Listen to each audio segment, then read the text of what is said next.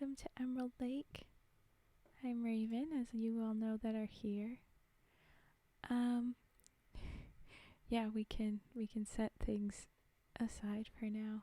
I'm going to do a reveal, 'cause I have my antlers now. Yay! Look at that. Look at that. Okay. For my antler arriving, I'm going to read about deer women tonight, so it'll get spooky. If you don't know, the story's a bit spooky. And I have a few different versions of things tucked away. So we'll have the first thing is a Reddit post, just sort of as a warning for y'all about why it's spooky in the first place, and that you should be careful to be listening in at all. And then we'll have more general info. If you don't know, this is an amalgamation of indigenous stories from North America, mostly kind of, people call it Midwest. Sometimes that kind of area, it's a little bit more east.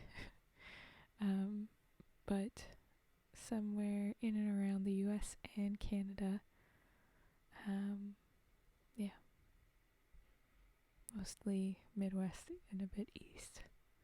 But yeah, that'll be all about me and a raven, kind of vaguely. I won't say I'm specifically anything in these stories, we'll say it that way, but this is an introduction to the Deer Woman story, also the Hoof Lady story. Some people, and this is what I'm operating on, the more general Deer Women, as opposed to a singular existence, one. So, yeah, that's what we're going to be doing. Like I said, I'll start with the Reddit, and then I'll move on to others. And you have your little warning. Now, nothing should be triggering like the creepypasta stories can be. I haven't read these specific posts, but nothing should be that. I liked our sort of math of me not entirely knowing what I'm reading and us all being surprised at it together, and thus about half of the frog emotes in the way that they look. But this shouldn't be terribly awful. The one couple of things is sort of some violence, and then it might end up in violence against women, and then violence directly back is the way I'll kind of footnote that. It definitely exists like other, like folklore. We'll say that just fine. There's plenty of people that will say, please don't refer to indigenous stories as quote-unquote myths. That's not exactly what the energy is, but it's stories passed down old, not exactly rooted in reality. So, fair to say folklore. I won't get mad at folklore myself, for sure. Yeah, it's very what goes around comes around energy on that particular front. Okay, so here we go.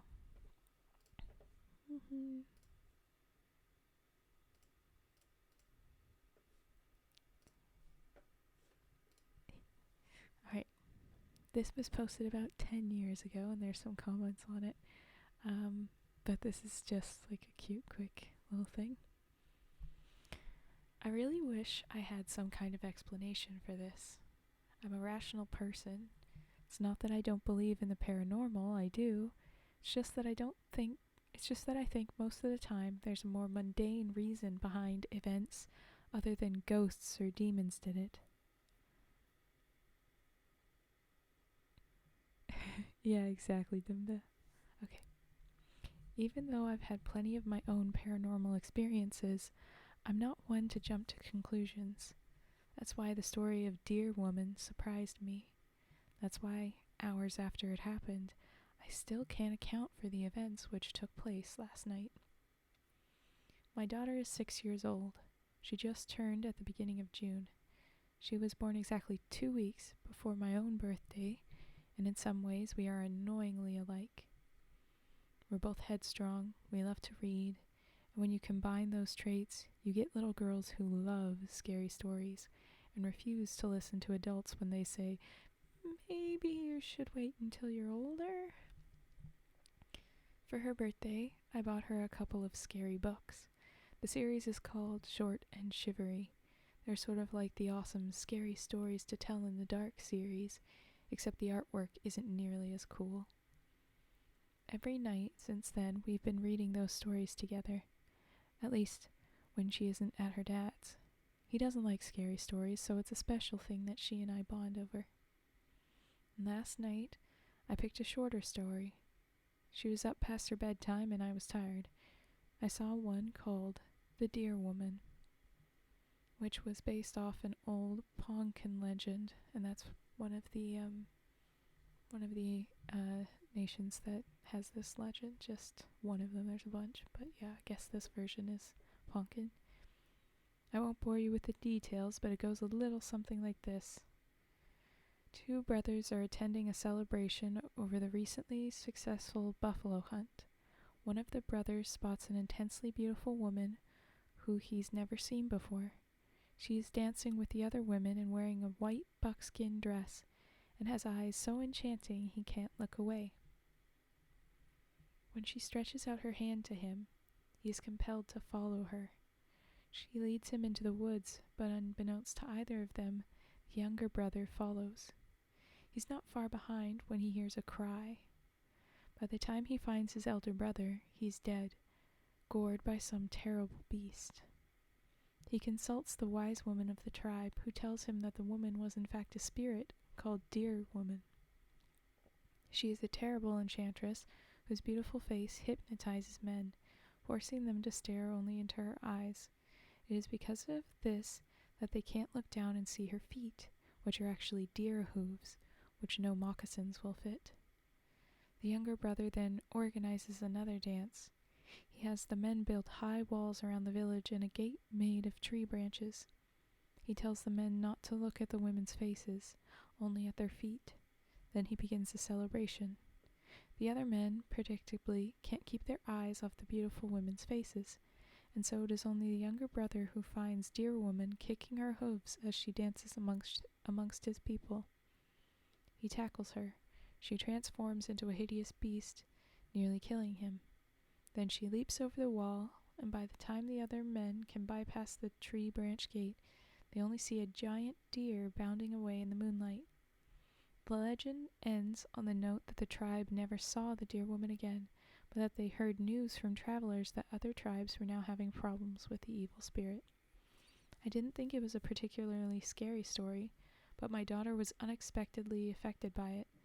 Twice during the night she came upstairs, calling to me that she was scared of the Deer Woman, thinking she was just trying to stay up later, a common tactic with her. I told her to go back to sleep. I wouldn't let anything hurt her, I said. I promised. This morning, my boyfriend went downstairs to help her get ready to go to his mom's. My daughter said again that she was afraid of the Deer Woman. My boyfriend gave a half-hearted "oh yeah" in response. But then she said, she was in my room last night, and she pointed to her high ceiling where a bunch of dark smudges were strewn across the paint. They look a hell of a lot like deer prints. The end. But then the top comment, very, very relevant. I've grown up hearing the legend of Deer Woman. It's a common campfire story because it's said that if you talk about her, she will appear. This originates in Oklahoma for them Ponca Indians, Ponca City, Oklahoma, as they say. I've not seen her, nor do I know anyone that has ever seen her, but the stories I've heard were firsthand. But you reading the story and then her showing up does make sense according to legend.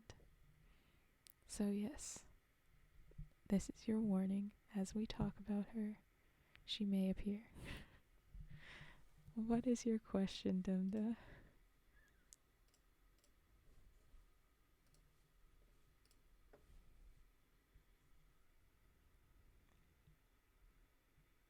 one of those speak of it and it arrives. Yeah, exactly.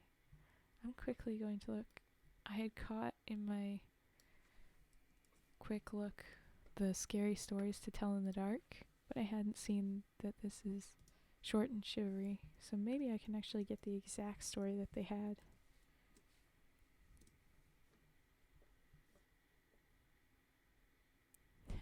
I am here, yes. But the idea is that you'll see her in person. It's not very typical for her to do her doings just over the internet. But anyway. Ooh.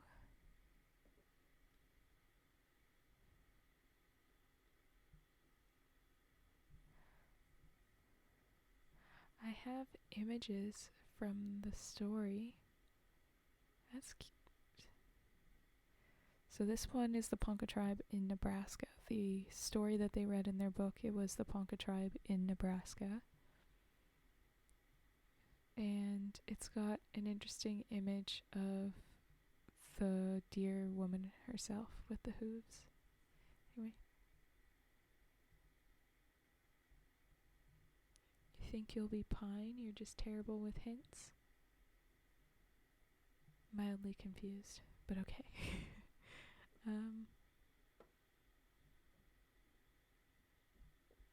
Alright.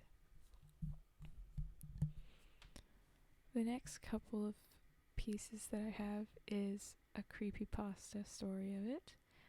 It's actually a written account transcribed from a true story told, and there's a video link to YouTube. The story is told by Brandon Starcevic, and the full credit belongs to him, as they say, and I will say as well. So, all of this is from his point of view, that next story.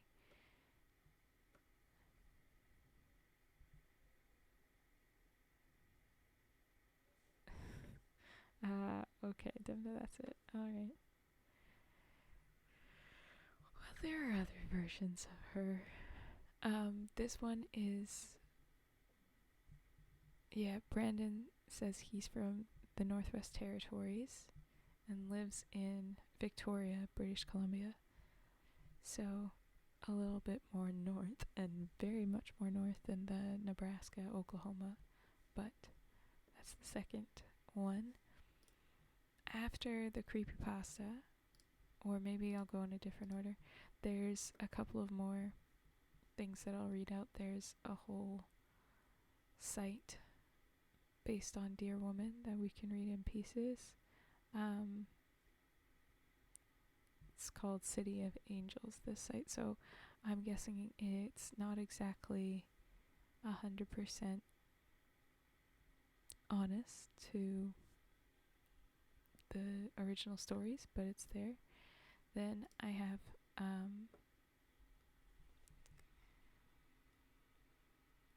I may be reading another more true to original. I have to double check. And I had a couple more little shorter spots of the Dear Woman, but when I was looking at them, they weren't terribly consistent. But there's a whole collection of recommended books or recommended stories, horror stories that are in the same vein.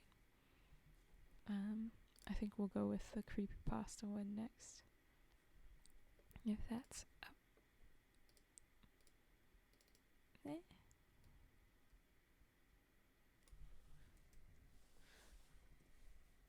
Prepping everything.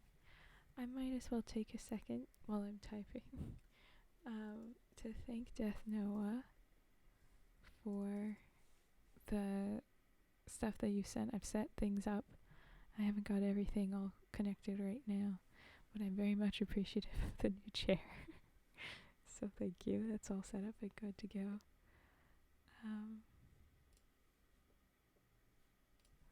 As I had kind of said at the start, it is also...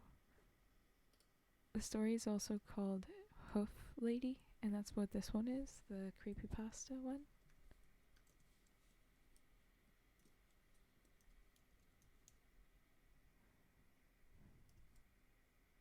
Hey. Yes, I had a chair that was broken down. And so I very, very, very much appreciate the chair. The chair is set up. The desk is half ready.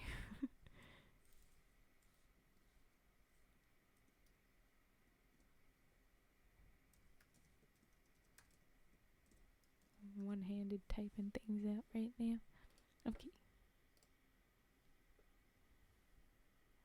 Actually, I'll make that a little bit smaller so it doesn't fully cover me. Okay. There you go. This has only a 6.71 out of 10, and I'm a little sad, but okay. No, you don't. You absolutely do not. I'm just being thankful for the chair, because it was interesting timing. I had just started to set up Throne because Vi was saying that I should, and then my chair broke, and I was like, okay, yeah, first thing, chair. Okay. Oh yeah, definitely. Getting it all organized. Yeah. Okay. Um. Here we go. Oh, yeah. Creepypasta, like I said. The story's from Brandon Starcevic. I think that's how you pronounce his name.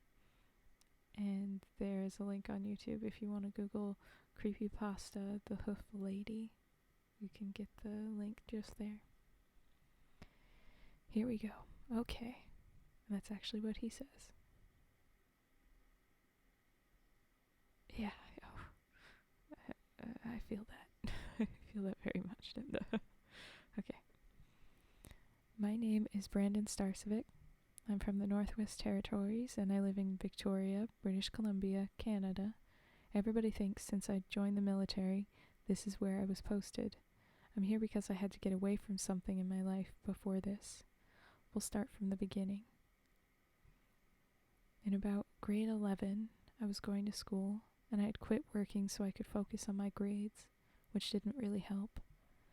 My little brother, though, he had quit school about a year or so before that. It just didn't agree with him, and he was working at a chicken barn.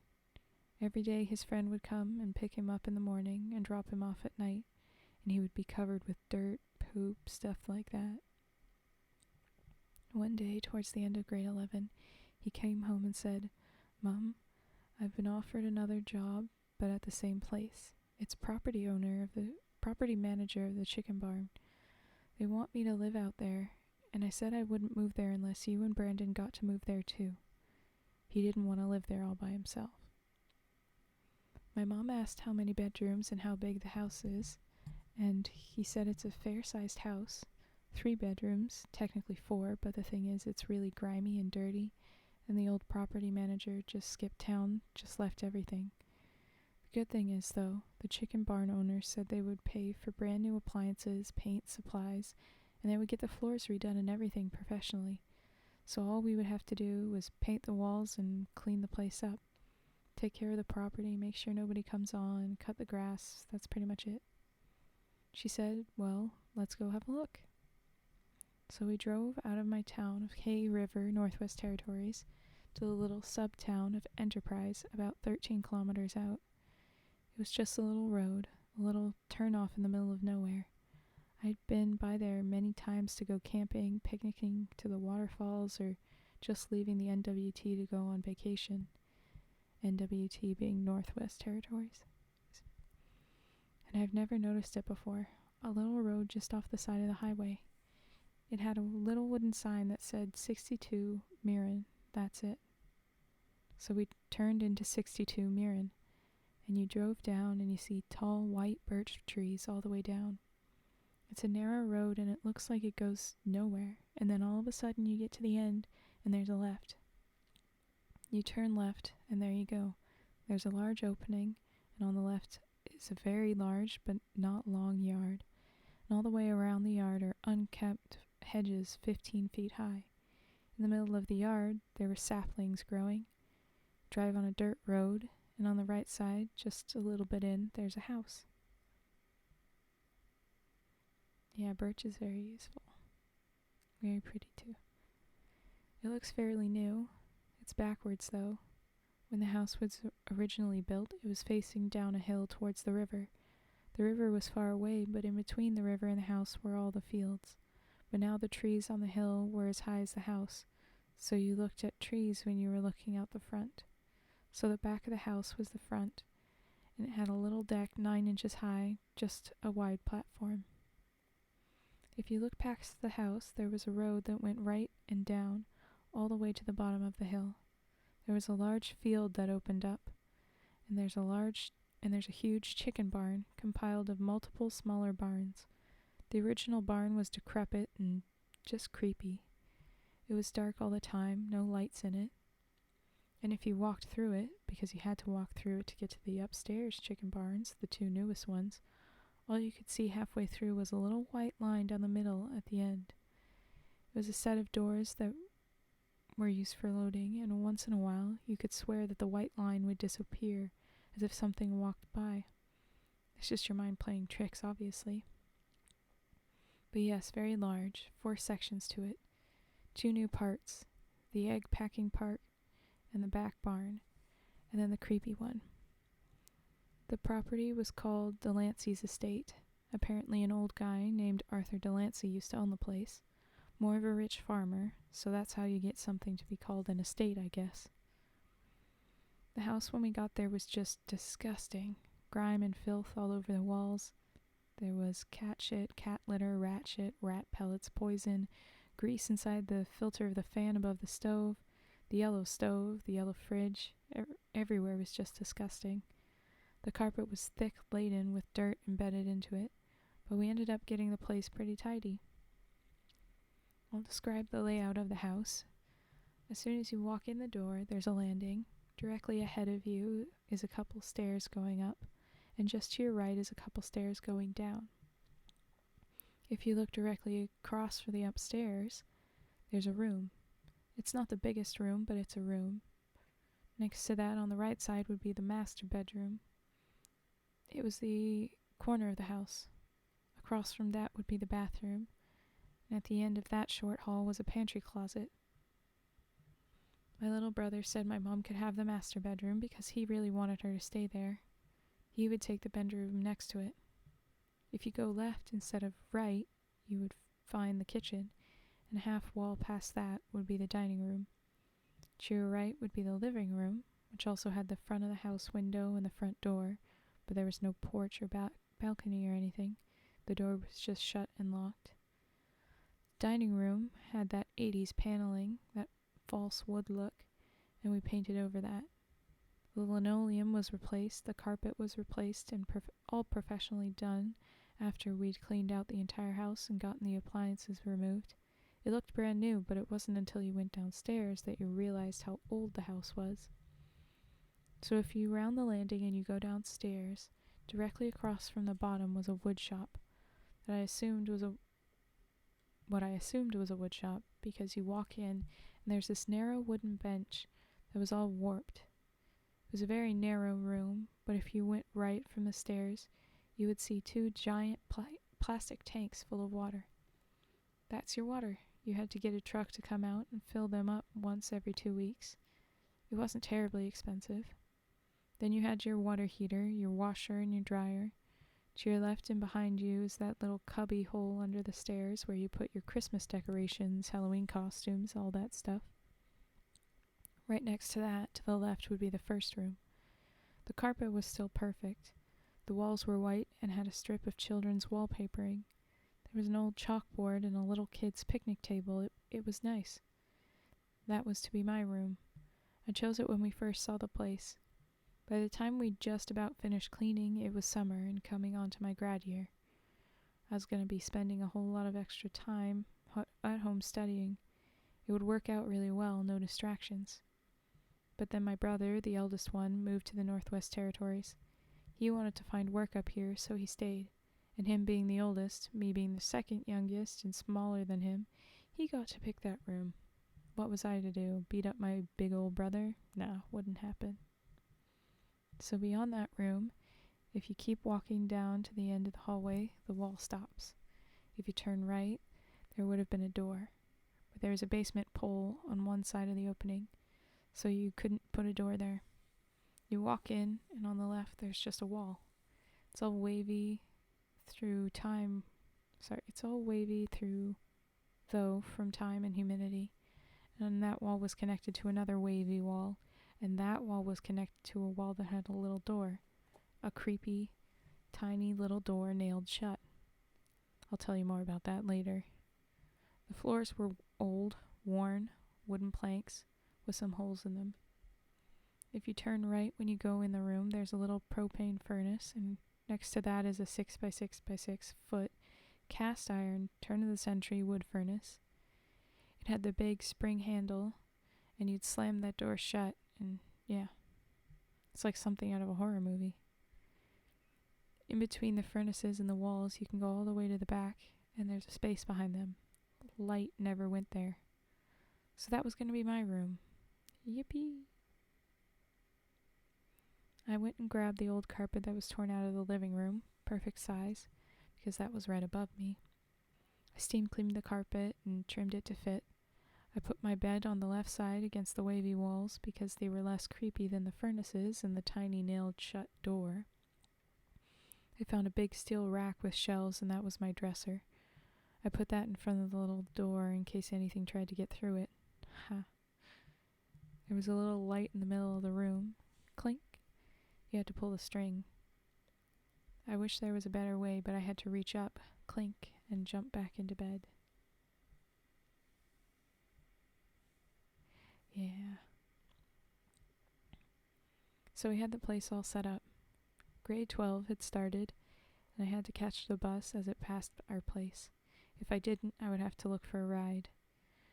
After so many times and so many friends, you feel like you're using them, and that nobody's going to drive every single day just for you, and I didn't have a car.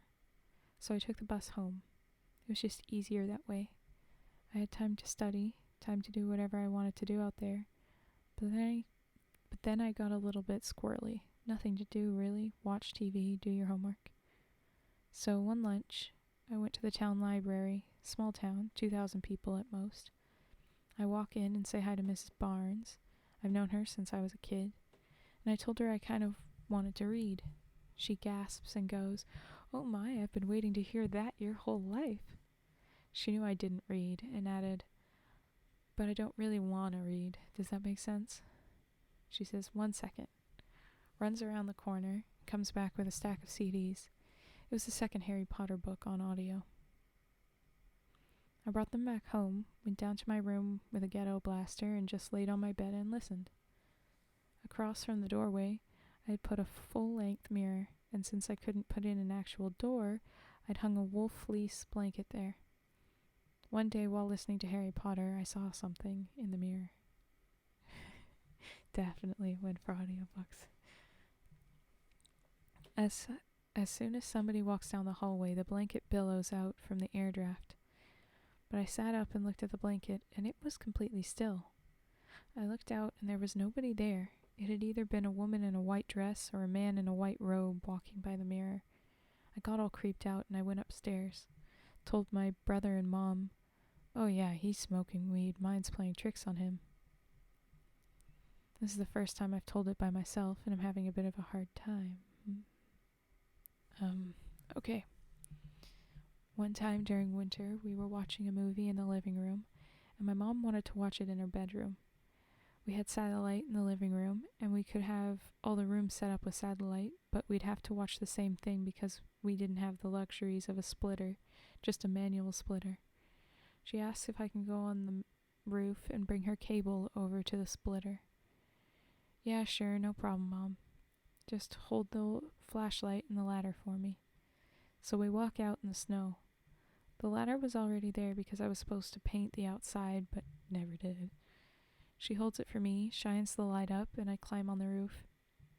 I untwist her cable from the antenna. You get like 13 channels out there with an antenna.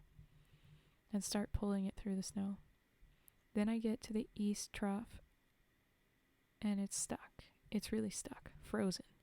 I tell my mom, say I need a hammer. Can she go get me one? She said okay, and you hear crunching as she takes off. Around the front of the house, in between the house and the trees, there's a good 7 feet of perfectly cut space. The light from the living room and the bedroom windows lift up the trees, but it only went so far. If you were on the top of the house where I was, you could only see the trees and the darkness. All of a sudden I hear crunching in the snow at the bottom of the hill.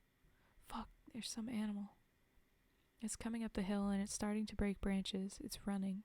It's not being quiet, and you can hear the branches breaking and the trees shaking, and it's coming closer and closer and closer. I'm thinking I gotta yell to my mom that it's coming, and it's almost right there. I'm looking down into the trees. I'm looking and I'm looking and I'm waiting for it, and suddenly it stops just out of my sight. I can't see it, but I know it's right there. I can hear it.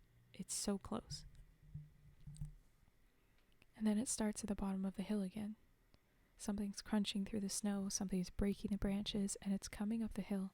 It's coming up the hill, and it's coming closer, and my heart's racing, and I'm looking for this thing. I'm waiting for it, and I'm starting to freak out. How am I supposed to get down? And there's running, and it's coming, and it gets right there. It's right there, and I'm waiting, and it stops. And it starts at the bottom of the hill again. All of a sudden, this hammer flies up beside me. I grab the hammer and say, "Mom, there's something in the bushes." And I smash the ice, and I throw that cable. I just let it go and slide down the ladder, and I run inside. I'm freaked out, and I tell my mom and my brothers about it.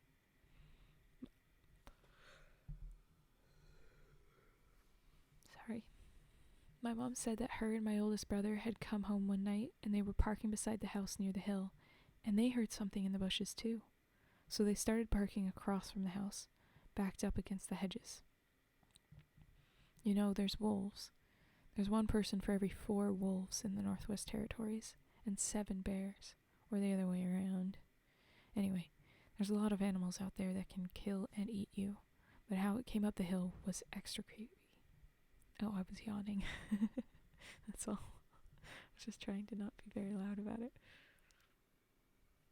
There was another time. This is where my family gets involved. We were in the midst of a blizzard. Blizzards are pretty normal up there. They happen several times a winter in the NWT. They're a few days long and they're cold, and you don't go outside, and if you do, you're layered and you don't go very far. Especially us. We lived in the middle of nowhere. There's no driving in town. There's just too much snow. We gotta wait for the graders. You usually know when the blizzard's coming. So we went to the video store and rented lots of movies, because you never know, right? And it's nice to watch movies with hot chocolate and popcorn.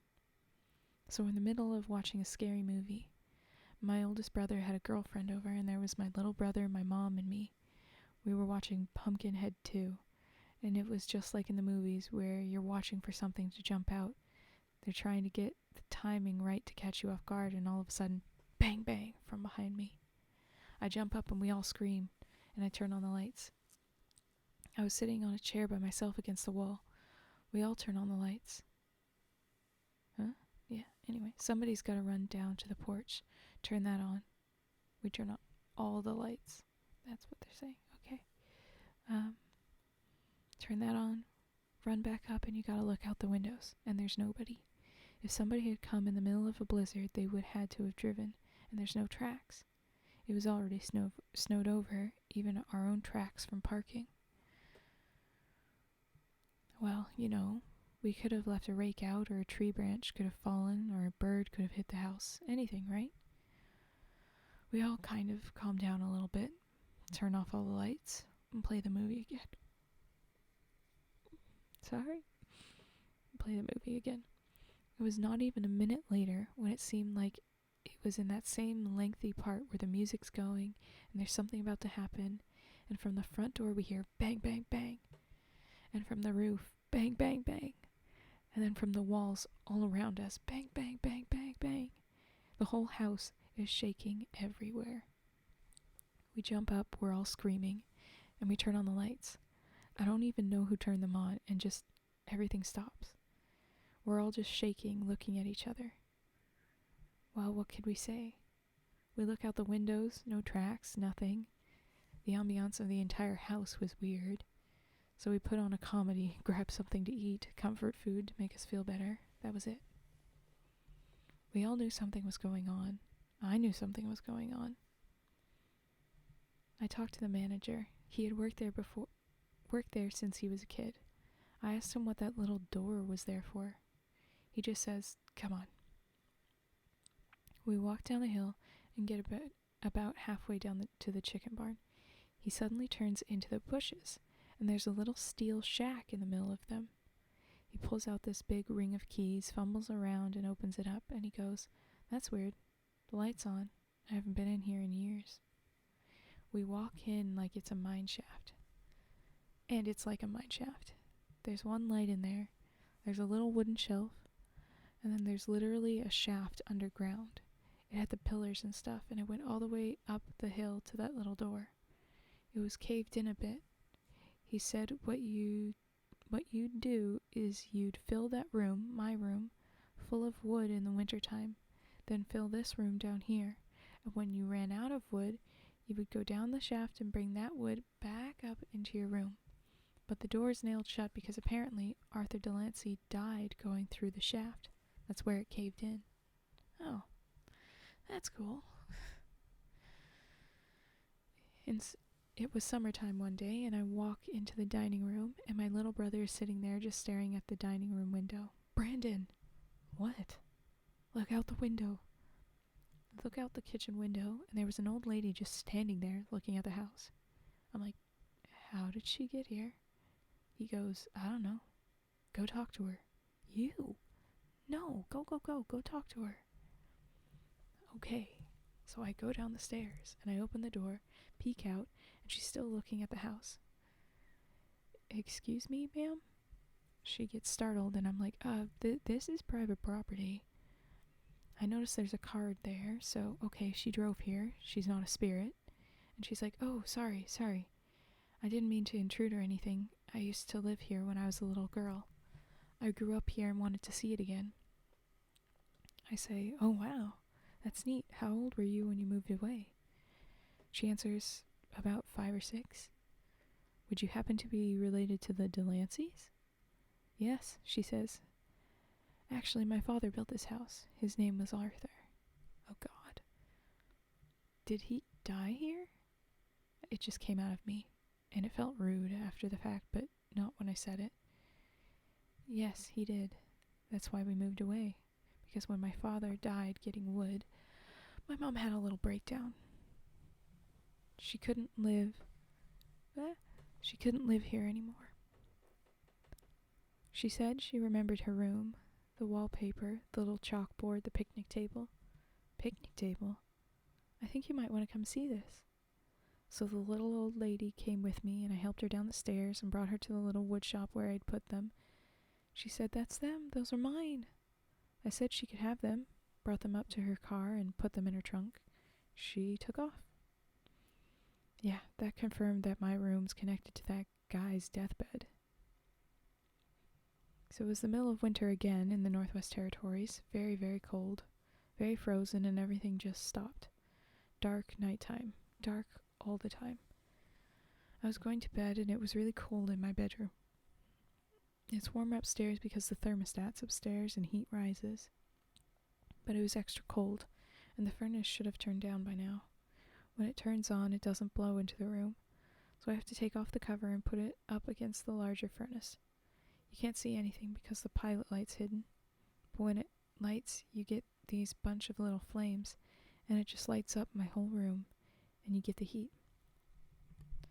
I turn off the light, and the furnace still isn't on, so I throw the blankets on me, and I'm thinking it's pretty cold, but I feel like I'm starting to fall asleep. You ever get that feeling where you have a blanket and a cat jumps on you and it's got that soft padding? Well, I felt that on my feet, and I froze, because I don't have a cat. So what I did is, I became a small child and pulled the blankets over my head and held tight. I tucked the blanket everywhere around my body. This feeling went up to my shins, and up to my knees, and then onto my thighs. In this case, the old lady came by and he gave her the stuff. when you move around, that's something that might happen, especially like it's just a little lady, but this feeling on you, you don't have a cat. It's crawled up to the hips. By this time, it felt like someone was crawling on me, and I felt like it was a woman because I could feel their body parts on me. She was crawling onto my stomach and onto my chest, and she just stopped. I'm curious about the implications, and if she was on your feet and she's crawling up, how big is the woman? Like, I'm confused, but I'm sure that I'm not supposed to be questioning it. Anyway, I was frozen. What was I to do? My mind was racing and racing and racing, and all I could think was Mom. I need Mom. I need to run and scream and yell and go to Mom and turn on every light in the house, and I couldn't grasp onto my thoughts in my head. They were just going so fast, racing. My body in comparison was so frozen, tense, terrified of whatever was on top of me. There was a feeling of knowing that there was something not right about not just the fact that there was something unknown on me, but there was something wrong. There was something bad on me, something terrifying. I feel it still. I was laying there, freaking out, thinking of what to do. I gotta scream, gotta run, gotta go see Mom, do something. All these thoughts, and I can't breathe now. I don't know how long I'd been laying there, and I couldn't breathe because I was running out of oxygen. All I could think was, I gotta breathe. So I took forever to turn my head to the side, and so slowly brought my hand to my face and brought the blankets around my lips. I gulped in the cold, refreshing air. It was such a relief, but only enough for me to forget for a moment. And then the furnace must have turned on because I could feel warm air on my lips. Then it started pulsating like breath. I pulled the blankets back under my head in an awkward position, so tense I couldn't move. My mind was still racing millions of miles a minute. I didn't know whether I was there for hours or minutes or seconds, or if it was daytime. I didn't want to look. I've got to do something. So what I'm going to do is I'm going to jump, and I'm going to run. I'm going to scream and go to Mom. Mom, Mom, Mom, Mom. And all of a sudden, I'm sitting there driving my old truck. I'm in the middle of the highway, in the middle of nowhere, just darkness. All I can see is the road, the ditch, and the trees in front of me. And I know where I'm going. I'm going home. I don't work in town, but it's not far away. I can feel the vinyl seat below me. It's kind of chilly, but the heater half works, and the orange light on the radio glows, but the music doesn't work, so all I can hear are my own thoughts in the truck. I'm driving along, kind of feeling tired when I hear a faint noise behind me. It sounds like a horse on the highway, but it doesn't have that same rhythm. Instead of clop, clop, clop, clop, it's more like clop, clop, clop, clop.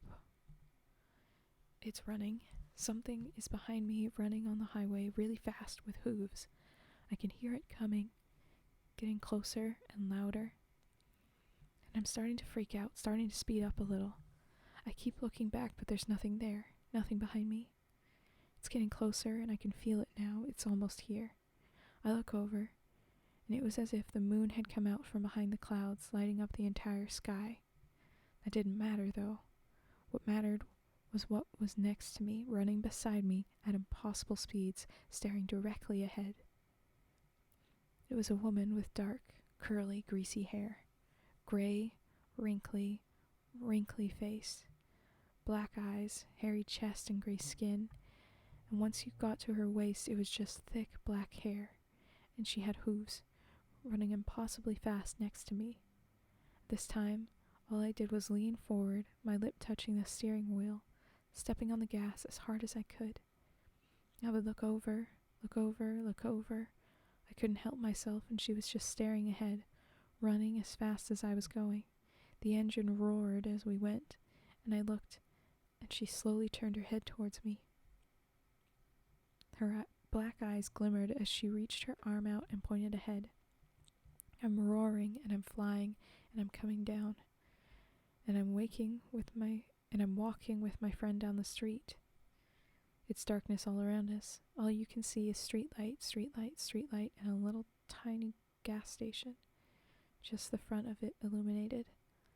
My friend there got hit by a moving van while riding his motorcycle, and he hops when he walks.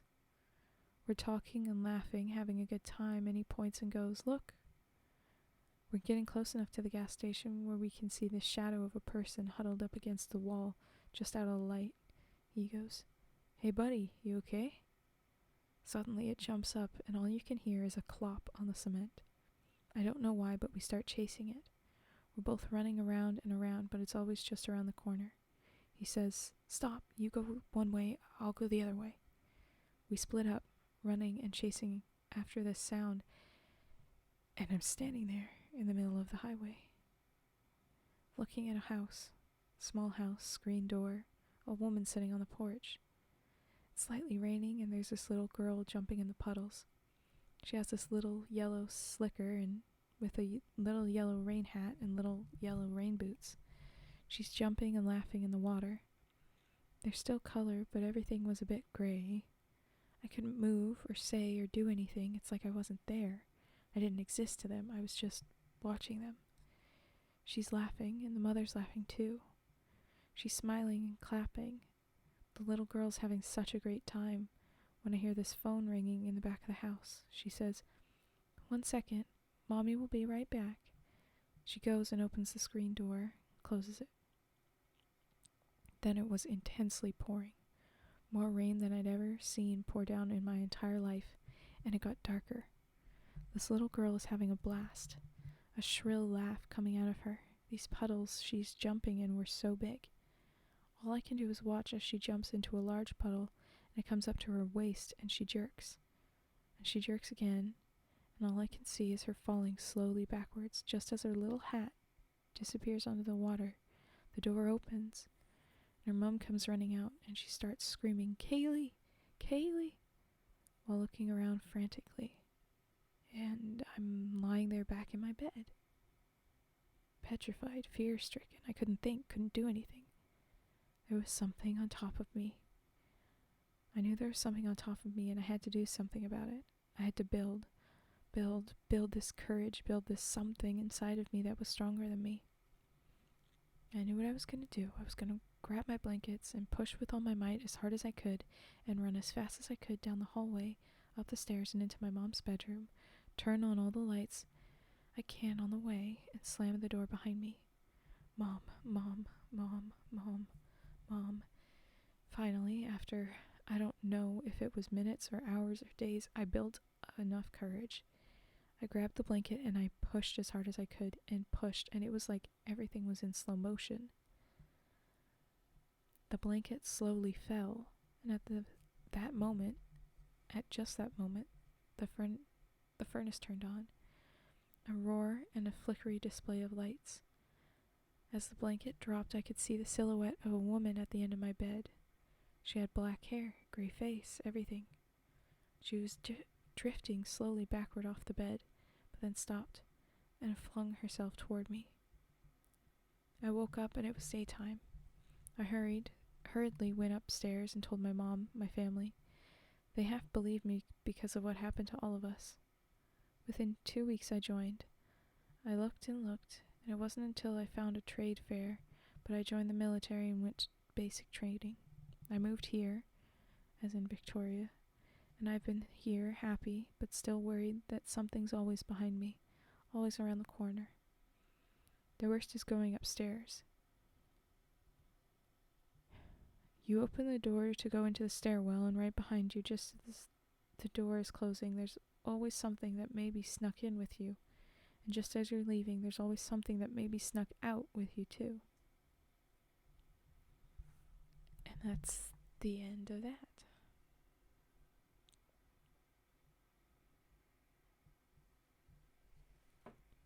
So I will bring down this.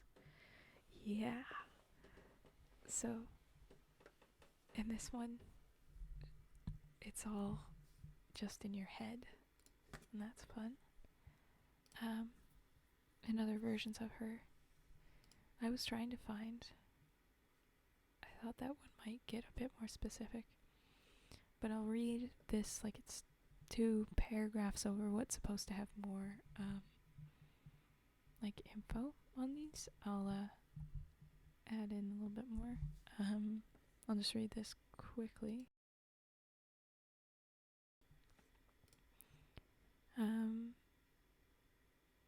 It's Native American legends, Dear Woman, Dear Lady. It doesn't have all of the names. It doesn't have Hoof Lady, but name, Dear Woman. Tribal affiliation, it has Creek, Omaha, Ponca, Potawatomi. I don't actually know that one. Deer spirit, monster, shapeshifter is the type. Deer woman is a deer spirit in the eastern woodlands and central plains tribes. There's more, yeah. Associated with fertility and love, like many Native American animal spirits, deer woman is sometimes depicted in animal form, other times in human form, and sometimes a mixture between the two. Although deer woman is usually considered a benign spirit who might help women conceive children, some stories portray her as a more dangerous being who might seduce men, especially adulterous or promiscuous men, and either lead them to their deaths or leave them to pine away from love sickness. Among contemporary Native American people of Oklahoma, deer woman often plays a boogeyman sort of role, and this is similar to what we just read, which is decidedly not Oklahoma. Said to trample incautious people to death, especially girl-crazy young men or disobedient children. Some people say that this more violent version of deer woman is actually a human woman who is either transformed into a deer after being R-worded, or was brought back to life by the original deer spirit after being murdered. Others say she is the same old deer woman, just has a few good reasons to be in a worse mood these days. Lots of different versions. In this case, the deer woman part was in some of those weird flashes. After there was a weight on his stomach, he was in this place and then that place and then the other place, seeing these different existences, and there were clumps, but the version where he saw the most obvious look of her, where she was looking most like deer woman, was when she was very hairy. She had the dark curls, gray skin, and she had the furry hips and low. That was just a deer body. Yeah. But as you can see now, she'll have different looks to her as she goes with that.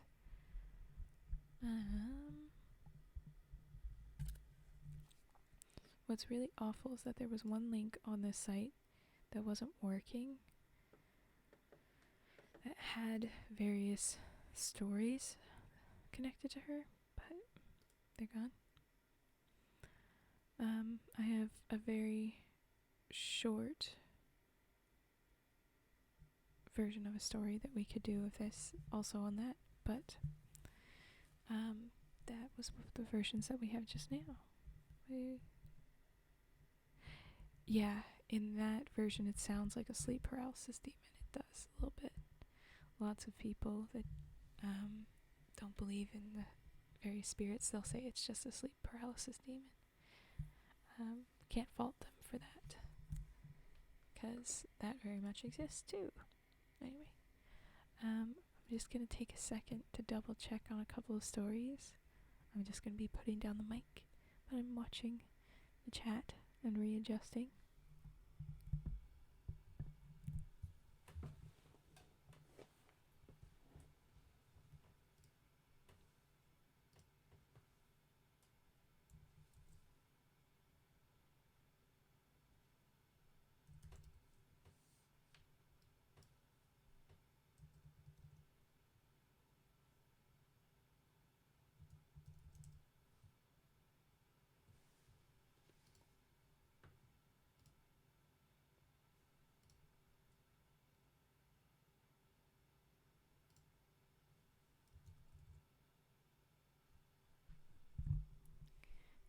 Darn.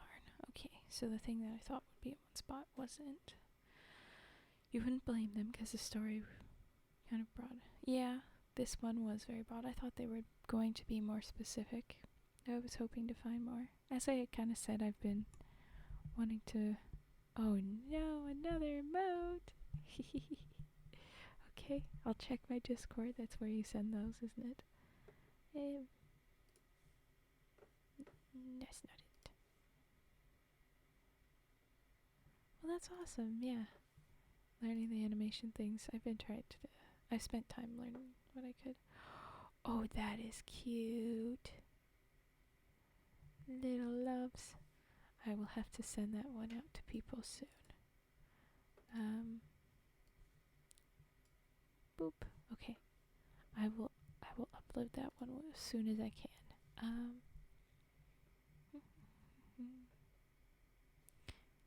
Where's this next thing?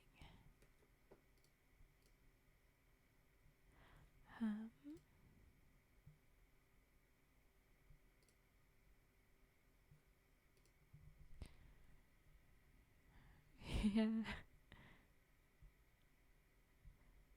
I have a Discord is pretty much all I've got, and I've added like a message Vetster because they had some emotes that they were making, and that is the little cash money emotes.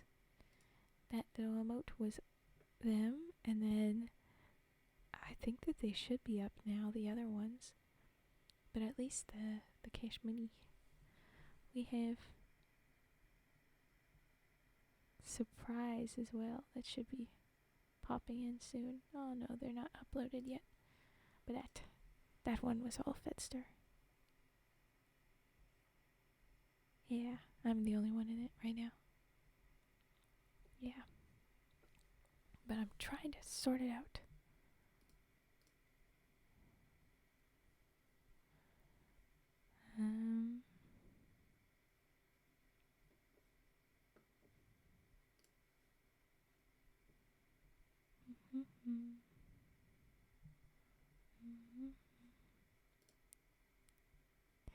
I might have found. Okay. Well, main reason I went looking for this one. You might have heard of the Hoof Lady. If anyone has watched Reservation Dogs, she shows up in that, so you can see that. Oh, glad you could join us, Path of Apathy. We love a lurker. So I was just saying, yeah, Hoof Lady. That particular name I've seen ascribed to Ganyageha, Ganyagehaka people, and it's the Mohawks, part of the Haudenosaunee, and that Hoof Lady last story. The fact that it's called Hoof Lady says that the people there were probably connected that way. I'm trying to find more, but I guess the next would be to read this website, City of Angels, that has the page on her, and it's got a couple of specific names to her. I don't totally get them.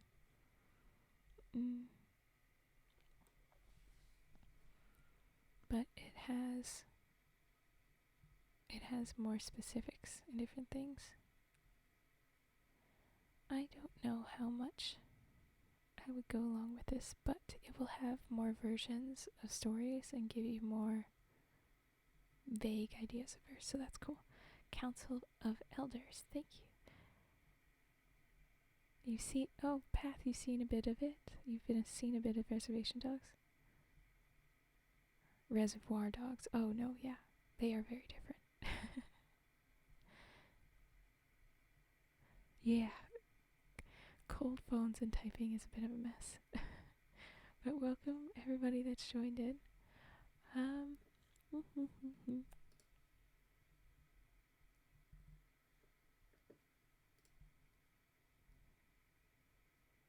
Yes, okay, so I think I will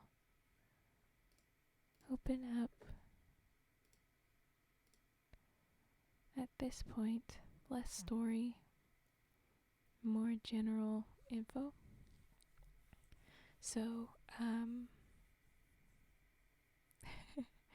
interesting choice to be doing that since we're reading about a spirit right now. But I will start with a Wikipedia article. It's shorter, and then we'll go to the other side. And I definitely won't know how to say some of these because I'm seeing Gaelic at the very bottom. Okay, here we go. The Wikipedia article. I'll put that up.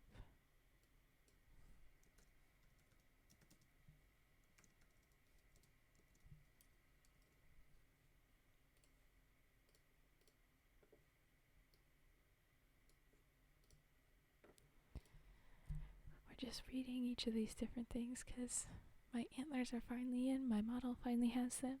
So we're doing all of this sort of stuff. Talking about dear woman. This has all been very dear woman, the and singular, and I am not the same, but we stand. Okay. Okay. Dear woman, sometimes known as the Dear Lady, is a spirit in Native American, it says mythology, but as I said, not particularly how. That's generally preferred to be referred to. Anyway, whose associations and qualities vary depending on situation and relationships.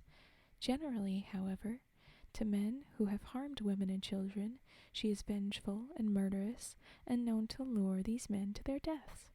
She appears as either a beautiful young woman with deer feet or as a deer. And in the last one, Hoof Lady, because this site isn't quite referring to Hoof Lady, also can have slightly different looks, but typically, yeah. Okay. Overview. Dear woman stories are found in multiple indigenous American cultures, often told to young children or by young adults and preteens in the communities of the Lakota people.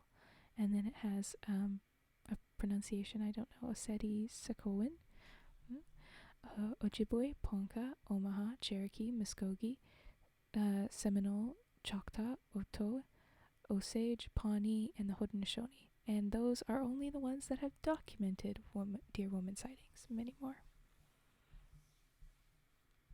Anne's V. I don't know what that means. But she's a pretty cool spirit to me. I mean, personally. Dear woman is one of the little people, which is kind of to say spirits, not too dissimilar to fairies and such. Though they can be malevolent towards humans, their role in indigenous culture is to uphold traditional society by keeping humans in line and discouraging harmful actions that have the potential to destroy the community. The legend of Dear Woman in particular pushes them away from actions like promiscuity and infidelity. The little people also hold otherworldly knowledge that they can pass on to humans, which is then transmitted through the generations. However, this power must be obtained, respected, and maintained in traditional, healthy ways. As an example of what happens when these spiritual rules are broken, the people who incur the wrath of Dear Woman and her uncle Thunder soon die. Some stories describe the sighting of Dear Woman as a sign of personal transformation or as a warning. Dear Woman is said to be fond of dancing and will sometimes join a communal dance unnoticed, leaving only when the drum beating ceases. The Lakota perspective specifically is listed here on Wikipedia, probably just because that's one that a lot of people will actually pay attention to. Anyway, among Lakota people, Dear Woman is called Anukite, I think. The daughter of the first man and first woman was a beautiful young woman named Ite, Face. Tate, Wind, fell in love with her. I think that's Tate, I don't know. They married and had quadruplets, which were the four winds. Tate wished to become a god and enlisted the aid of Iktomi, the trickster spider, who caused the sun to fall in love with Ite. At a celebration, Ite sat in the place of the moon, the sun's wife. to punish her disrespect, the sky cast Ite down from heaven to the earth. Half of her face became ugly, and her name became Anukite, double-faced woman, or Winyanupa, I think, double woman. Anukite appears to men in dreams or visions, either as a single deer or two deer women, a white-tailed deer and a black-tailed deer, whose two different sides symbolize appropriate and inappropriate sexual relations. Men that have sex with her are believed to go insane, while women that dream of her will have strong powers or sexual attraction, or can gain artistic powers if they make a wise choice in the near future. Similar figures. Dear Woman and the other little people share similarities with some European supernatural beings such as the Gaelic Asi, I don't know, and something else I definitely can't pronounce, basically Elvic stuff, the Germanic elves, and the Slavic Vile and Rusalki, in that they hold otherworldly knowledge that they can pass on to humans if they are treated with respect and said humans deemed worthy. Special care is also taken not to anger them and avoid breaking their rules, as their vengeance is unpleasant and often deadly. La Patasola, literally single-footed, is a somewhat similar figure from the Antioquia region of Colombia, in that she brings harm to men who harm what she cares about, in this case the forest. She is a shapeshifter who takes the form of a beautiful woman to lure men with her cries of fear. When the men, who are often causing harm in one way or to the other to the rainforest, come to her, she drops her beautiful mask and slaughters them in an effort to protect the forest. And then it has C also, and it refers to reservation dogs. Dear Lady, played by Kanya Hitio Horn, as a recurring character. I don't know how to for sure pronounce her name. But there's those, and then there's a few specific references. They are listed in Anishinaabe culture, and then there's articles listed around and interviews. So people talk about it, but like this one is an anthology collection of illustrated stories, but I can't get access to it as often. I have the Kickstarter, and it looks cool. But it is also very old Kickstarter, so it should be already done. I don't know where to find. Mayhaps if I click here. Anyway, that is the Wikipedia version of this. That gives some infos. I wouldn't say bad infos, lots of good infos.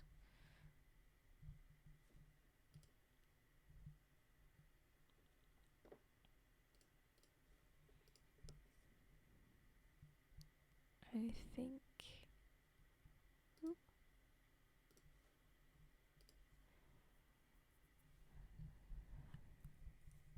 this one, since we referred to the two different women, there was a little like couple paragraph story as well that was attached to one description of them.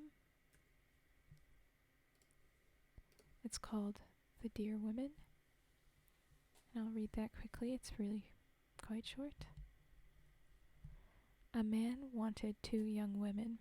These women went to the dances but always disappeared immediately afterwards, and he could not find where they went.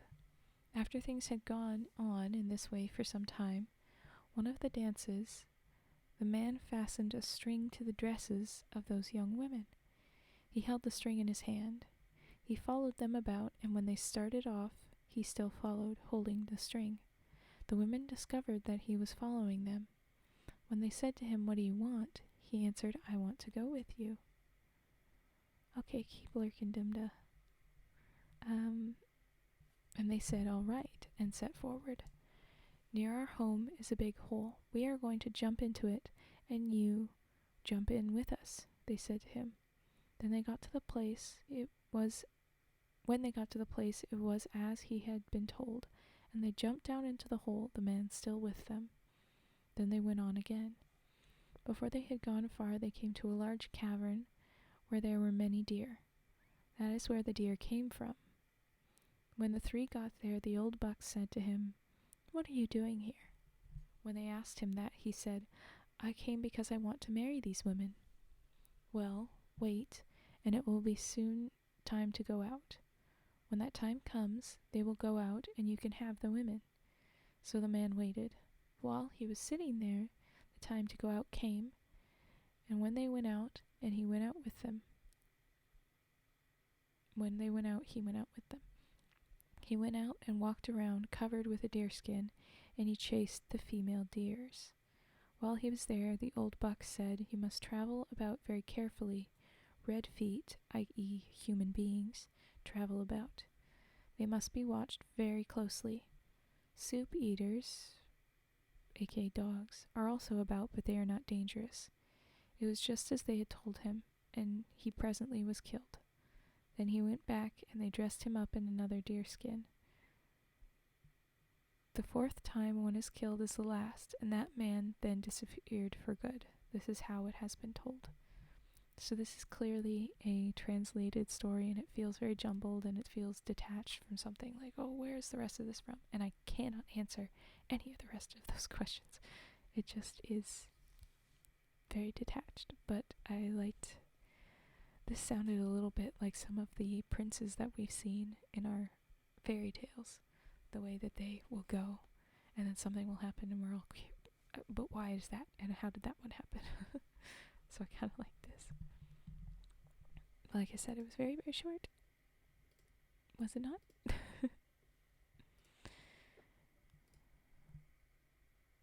But in that one, it has the multiple dear peoples instead of just dear woman, who is the main story. But, you know, good to see the others too. Okay.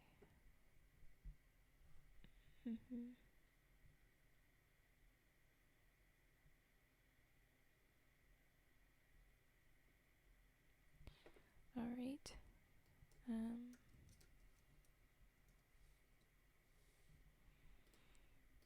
The last is a long article, and I'll go through the steps of it.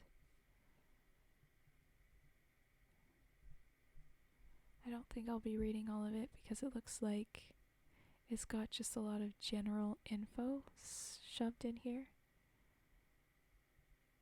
And I think it's all very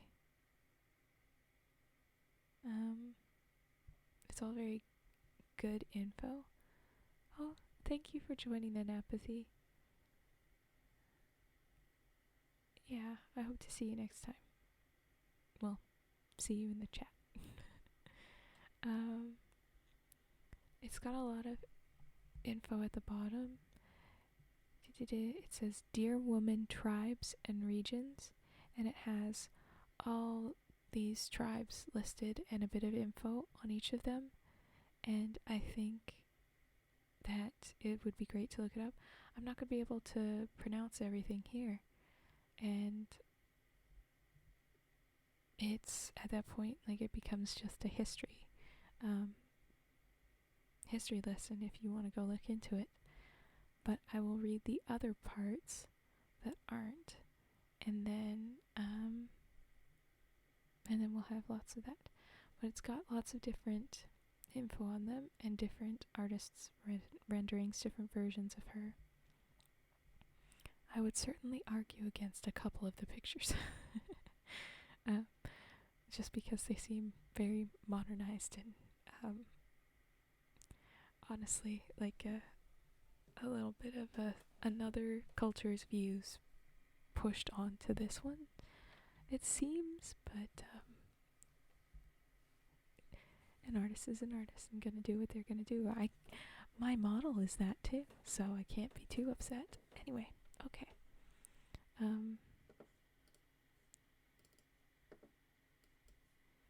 this is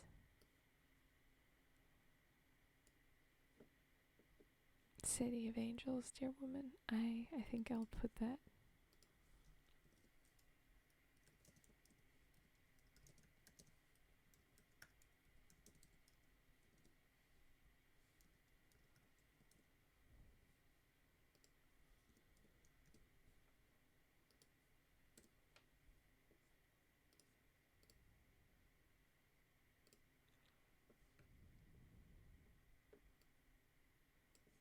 Okay, that's how that will sit right now. Here is this.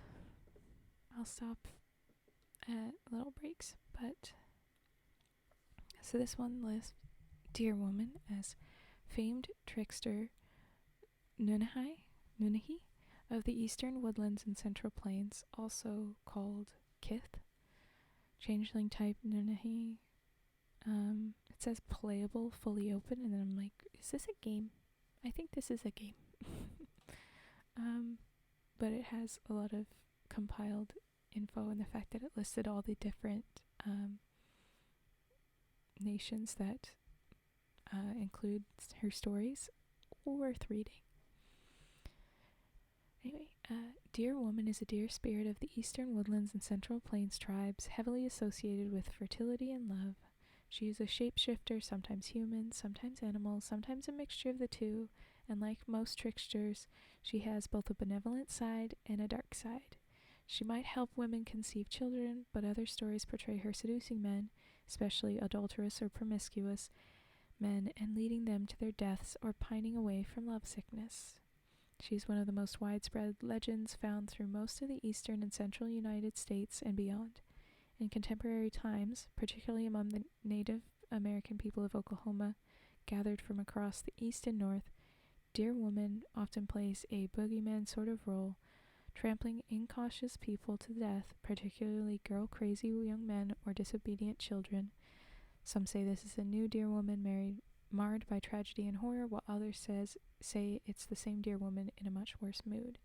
Pretty much copy-pasted from the other site. Her tricks are cunning, her forms are infinite, her faces are many. She has filtered even into modern popular culture. A master of moving at the fringes and boundaries of society, she has proven to be one of the most adaptable Nunai. I haven't heard that. Dear Woman in her natural form, it could be like some groups call name for little people, as I had referred to earlier. I've heard of it referred to that way, and not Nunai. I don't know. Appearance. Dear Woman in her natural form is very similar to the satyrs, where they deer instead. Her legs taper into those of a deer at about mid-thigh, or hips is that other story, at about mid-high thigh, ending in hooves, and she often has the markings of a specific breed of deer, especially on her lower half and up along her back, even to her shoulders. Antlers curl gracefully up from their head. Her eyes are large and dark and full of emotion, and her skin is dappled with the spots and markings of a deer. So, like freckles. Despite their name, not all Dear Women are female. There are males among them, but they tend to be anywhere from androgynous to feminine in form. Whether wearing high fashion or the simplest of outfits, they always seem to know how to dress to accentuate their features. I haven't heard that specific attribution. Lifestyles. Dear Women are shapeshifters par excellence. They are naturally able to change into a variety of forms between human and deer, and take readily to the art of metamorphosis. Spirits of fertility and love, they take a keen interest in professions and lifestyles dealing with this, whether as heirloom farmers, midwives, doctors, veterinarians, teachers, or matchmakers. They lean toward romantic view of the world, but those who have been burned can easily swing toward a more cynical or vengeful angle. They walk that fine line between trickster and boogeyman, depending often on the camp they are in and the people they are dealing with. Still, most tend to be benevolent, sincerely wishing to help others, to encourage love and growth in children.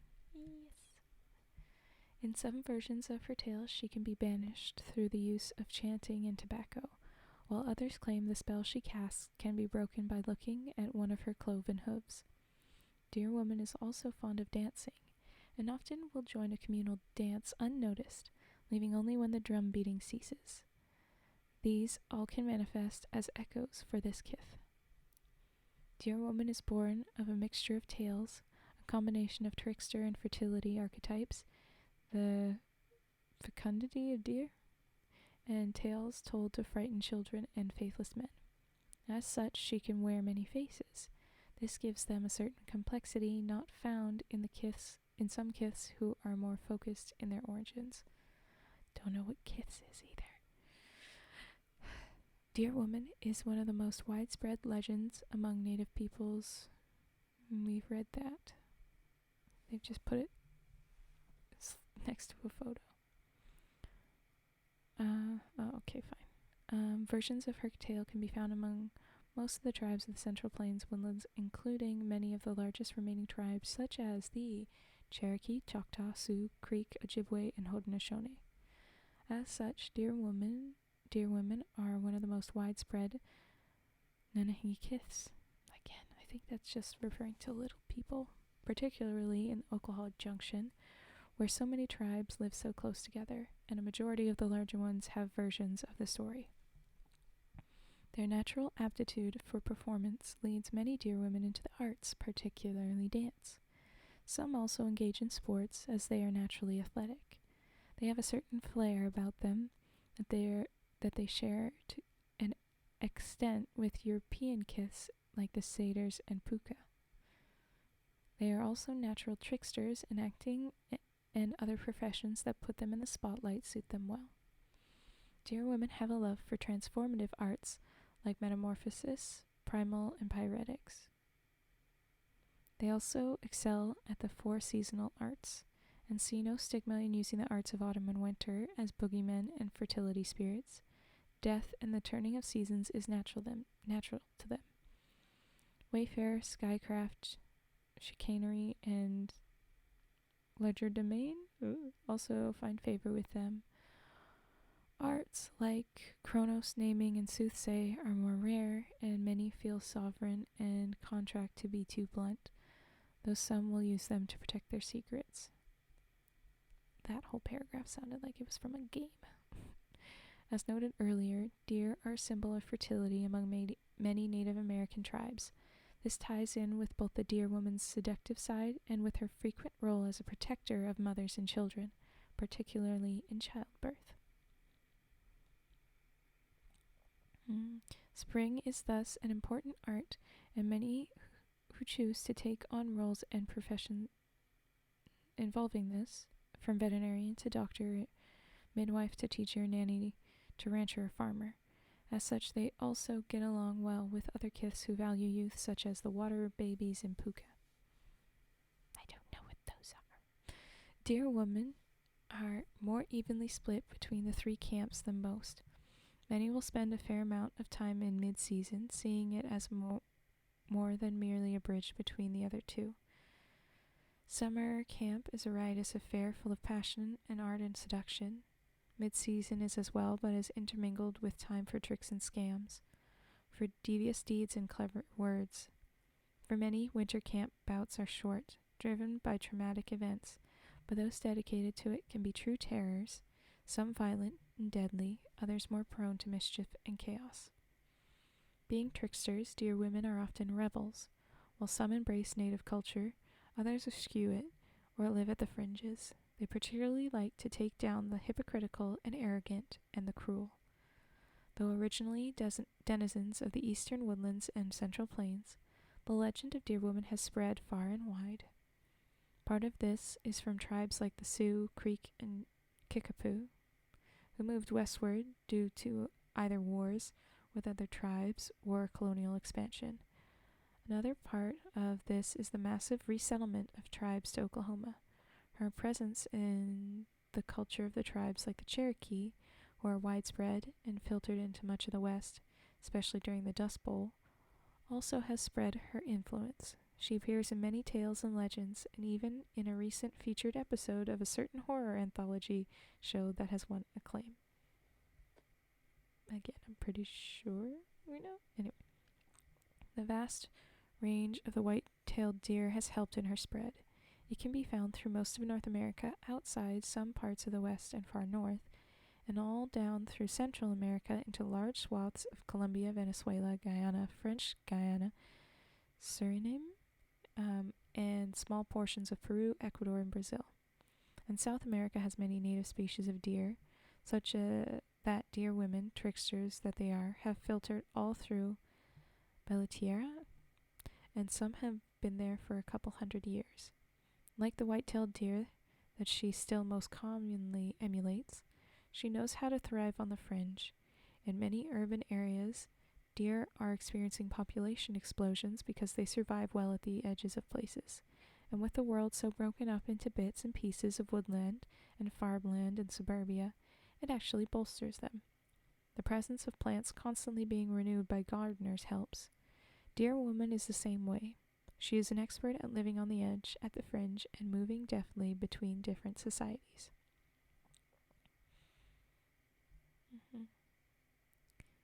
It seems that the rest of this is specific to a game.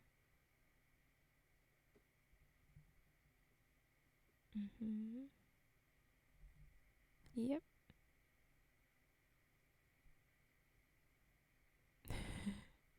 I know some of those things, and that's it. They are very pretty. They're very sweet. White and red-tailed deer. I think really tasty. How rude of you to say to me. You're good. Alright. But that was that. This is very clearly 4 games, but I like that they put together so much info, and you can thank nerds for putting that sort of thing together. The main reason I'm going to struggle with finding stories to read online is because these kinds of stories, they're oral histories more than write it down. What am I reading today? Hi, why not Zoidberg? We are reading different stories about the Deer Woman. I'm actually just about to take down this thing, but I will. What? That's it. Okay. I'll just edit. This is what I'll do.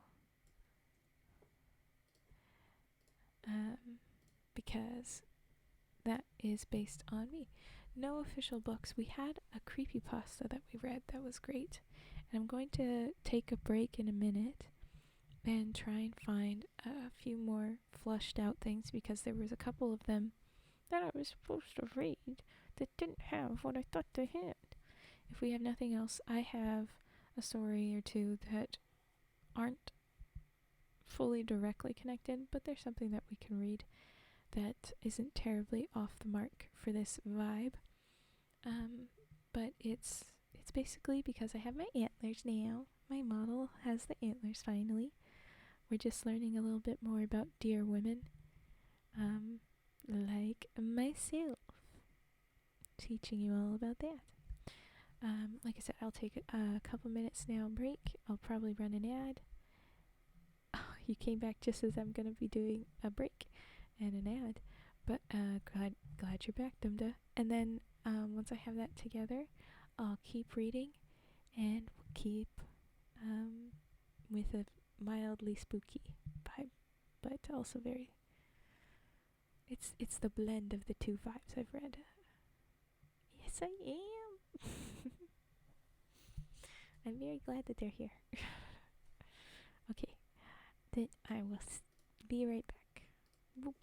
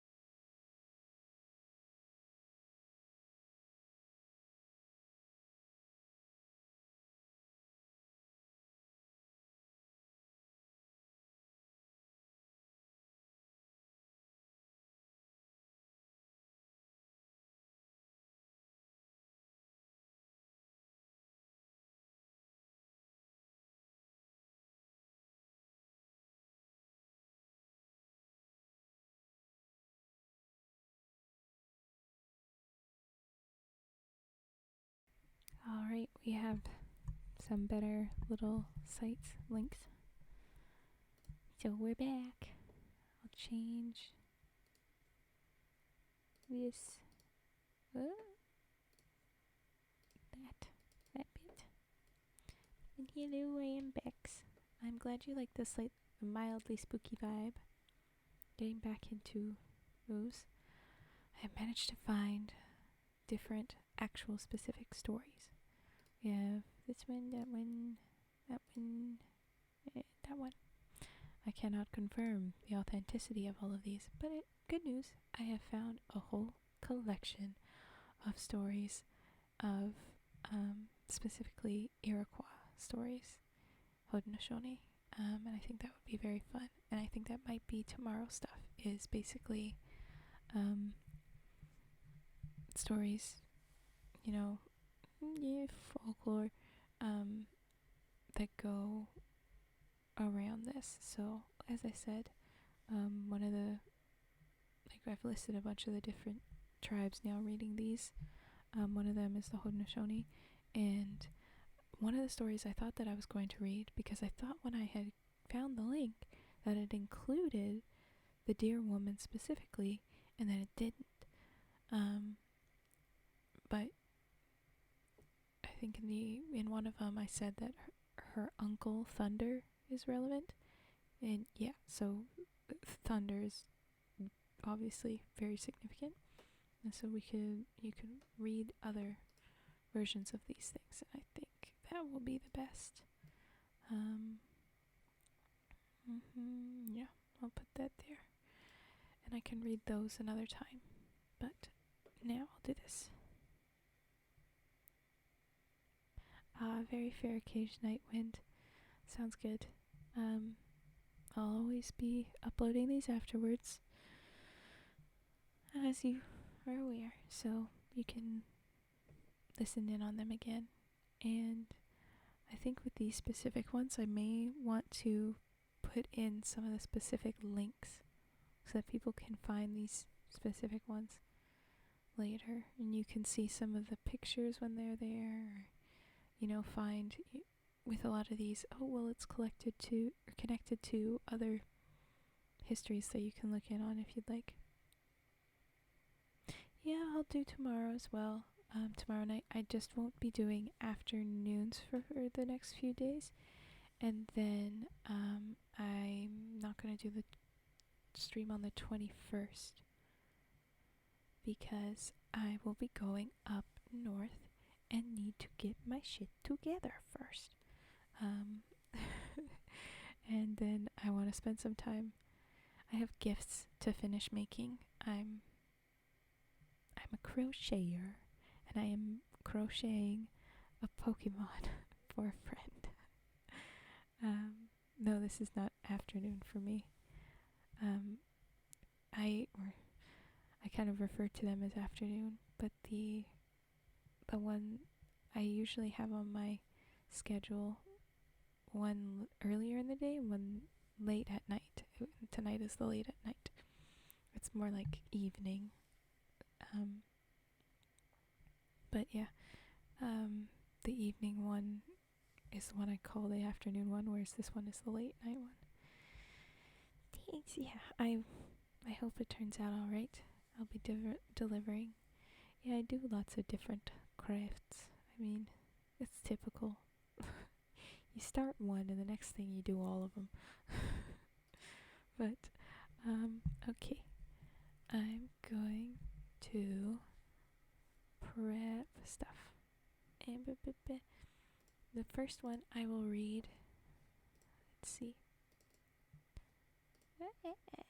This one is called Dear Lady, and it's on TCJ and TCJ student, tribal college stuff.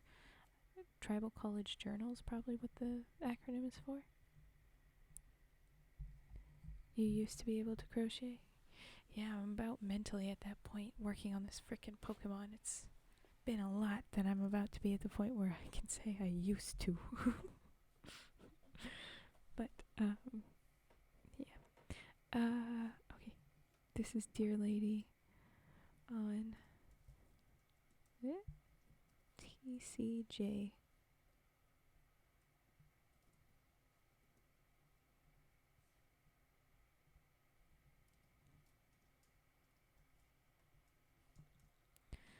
So I'll put that up. That'll be visibles. Okay. And this is the first one of the articles that I'll read. It's another story. So this will actually be that instead of just a description of what dear women are. This is by... Oh, this I guess is a writing contest winner. Ooh, in 2000 this was posted. Wow. Thomas Yepow, I think. Yeah, I should hold on to these articles for these ones. So that people can find them again. I'll try and put links in the description on YouTube, maybe. That would be good. Okay. Shapeshifters are everywhere. They feed on our fear, and then they feed on us.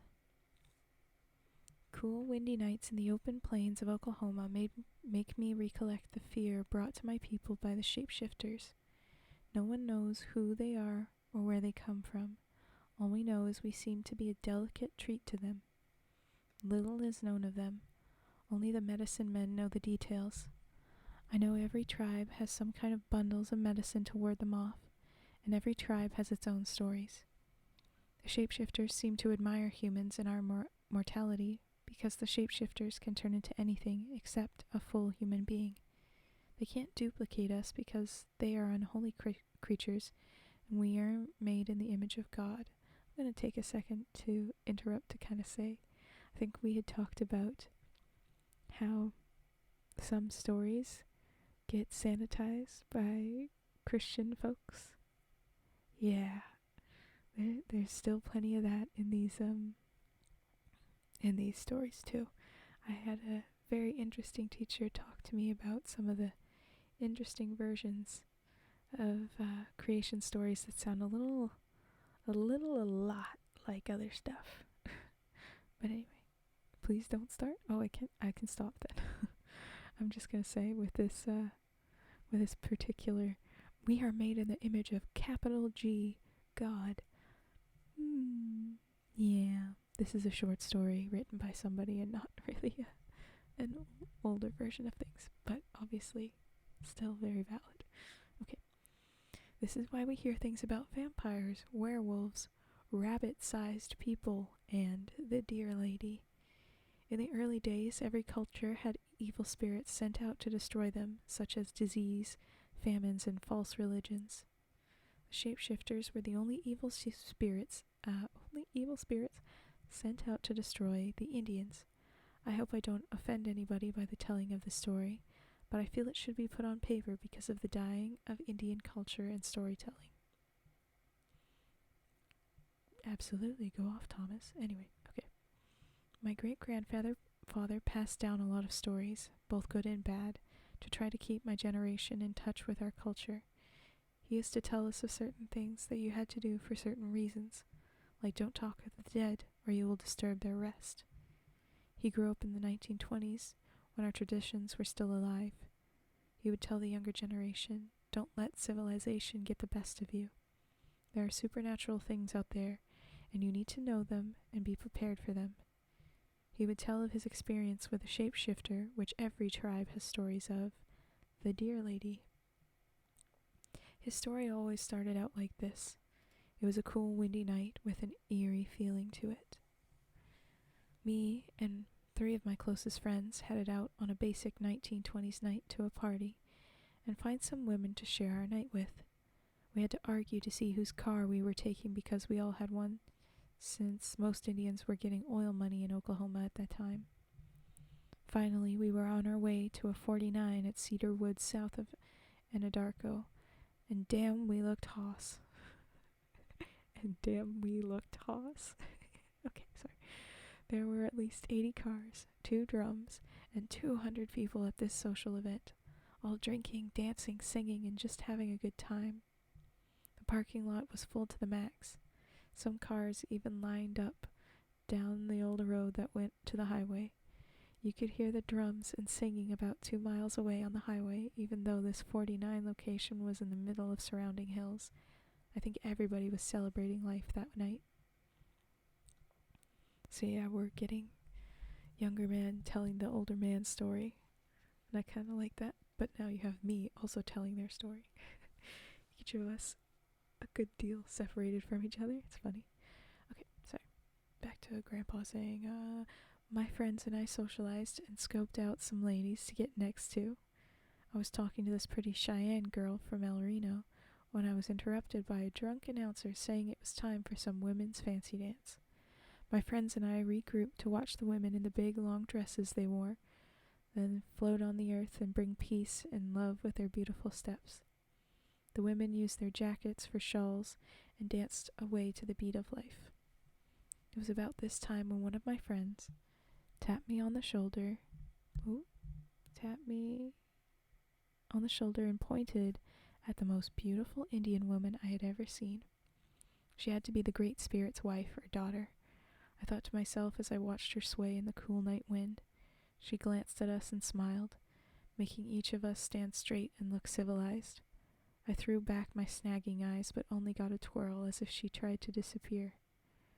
We all argued for a while about which of us she had scoped out, but then decided to just keep on watching her. I looked around and noticed we weren't the only ones checking her out. Almost every man she passed, both young and old, was hypnotized by her presence. After about 2 songs, the drummers began to sing a favorite song of the fancy dancing women. Only the good dancers stayed out and danced to this song.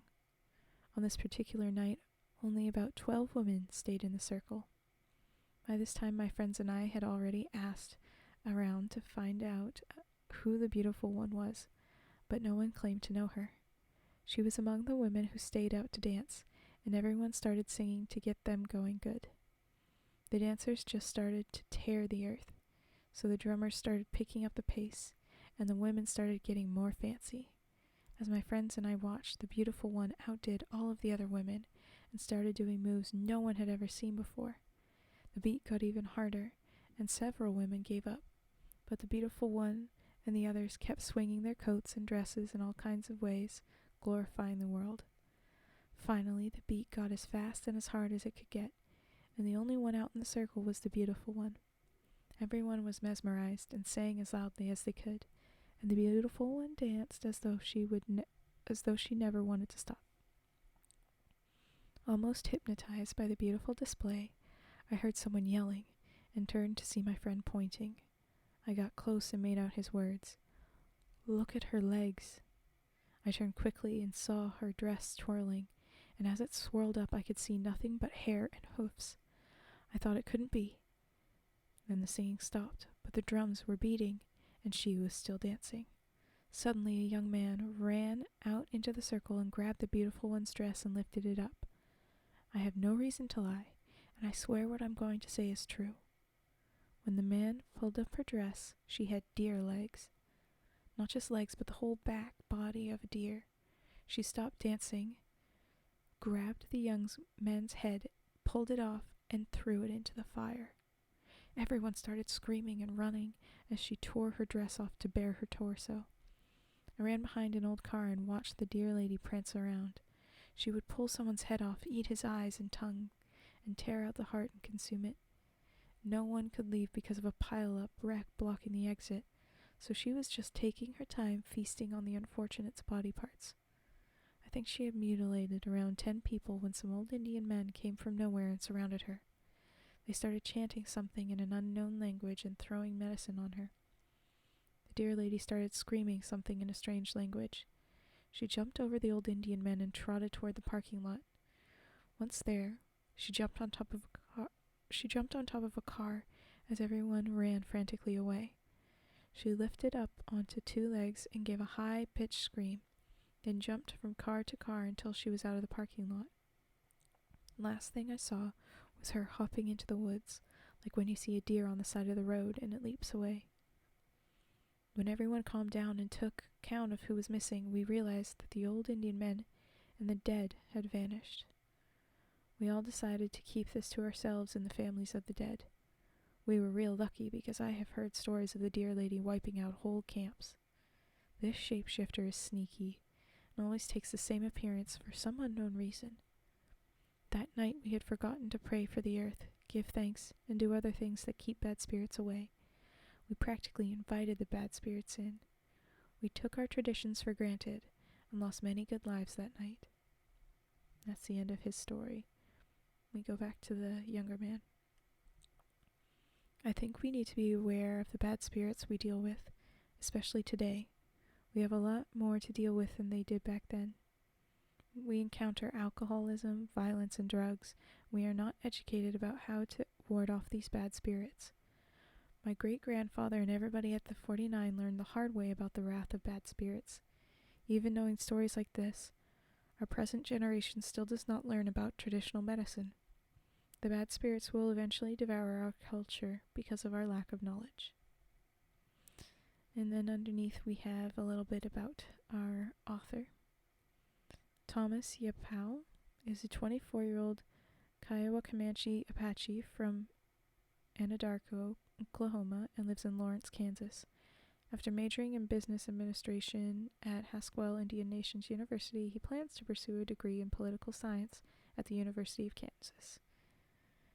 In addition to school, machine operator, running, weightlifting, learning, writing, reading, partying, he and Billy Cunut have a 5-year-old son, Jordan, brought up in a Christian family and aspires to become a preacher. Well, that last bit sounds about...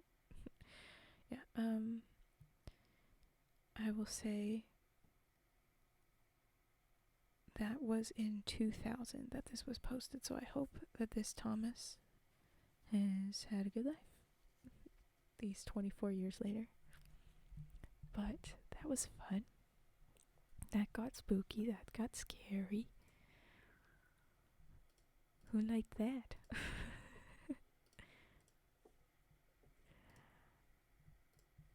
We've got more that are more specific stories.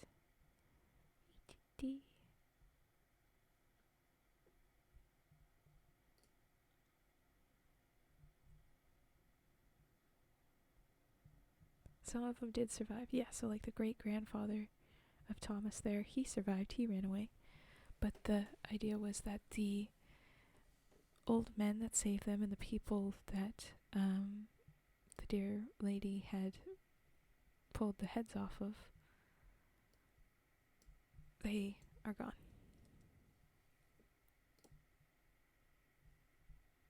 Yeah. Let's see.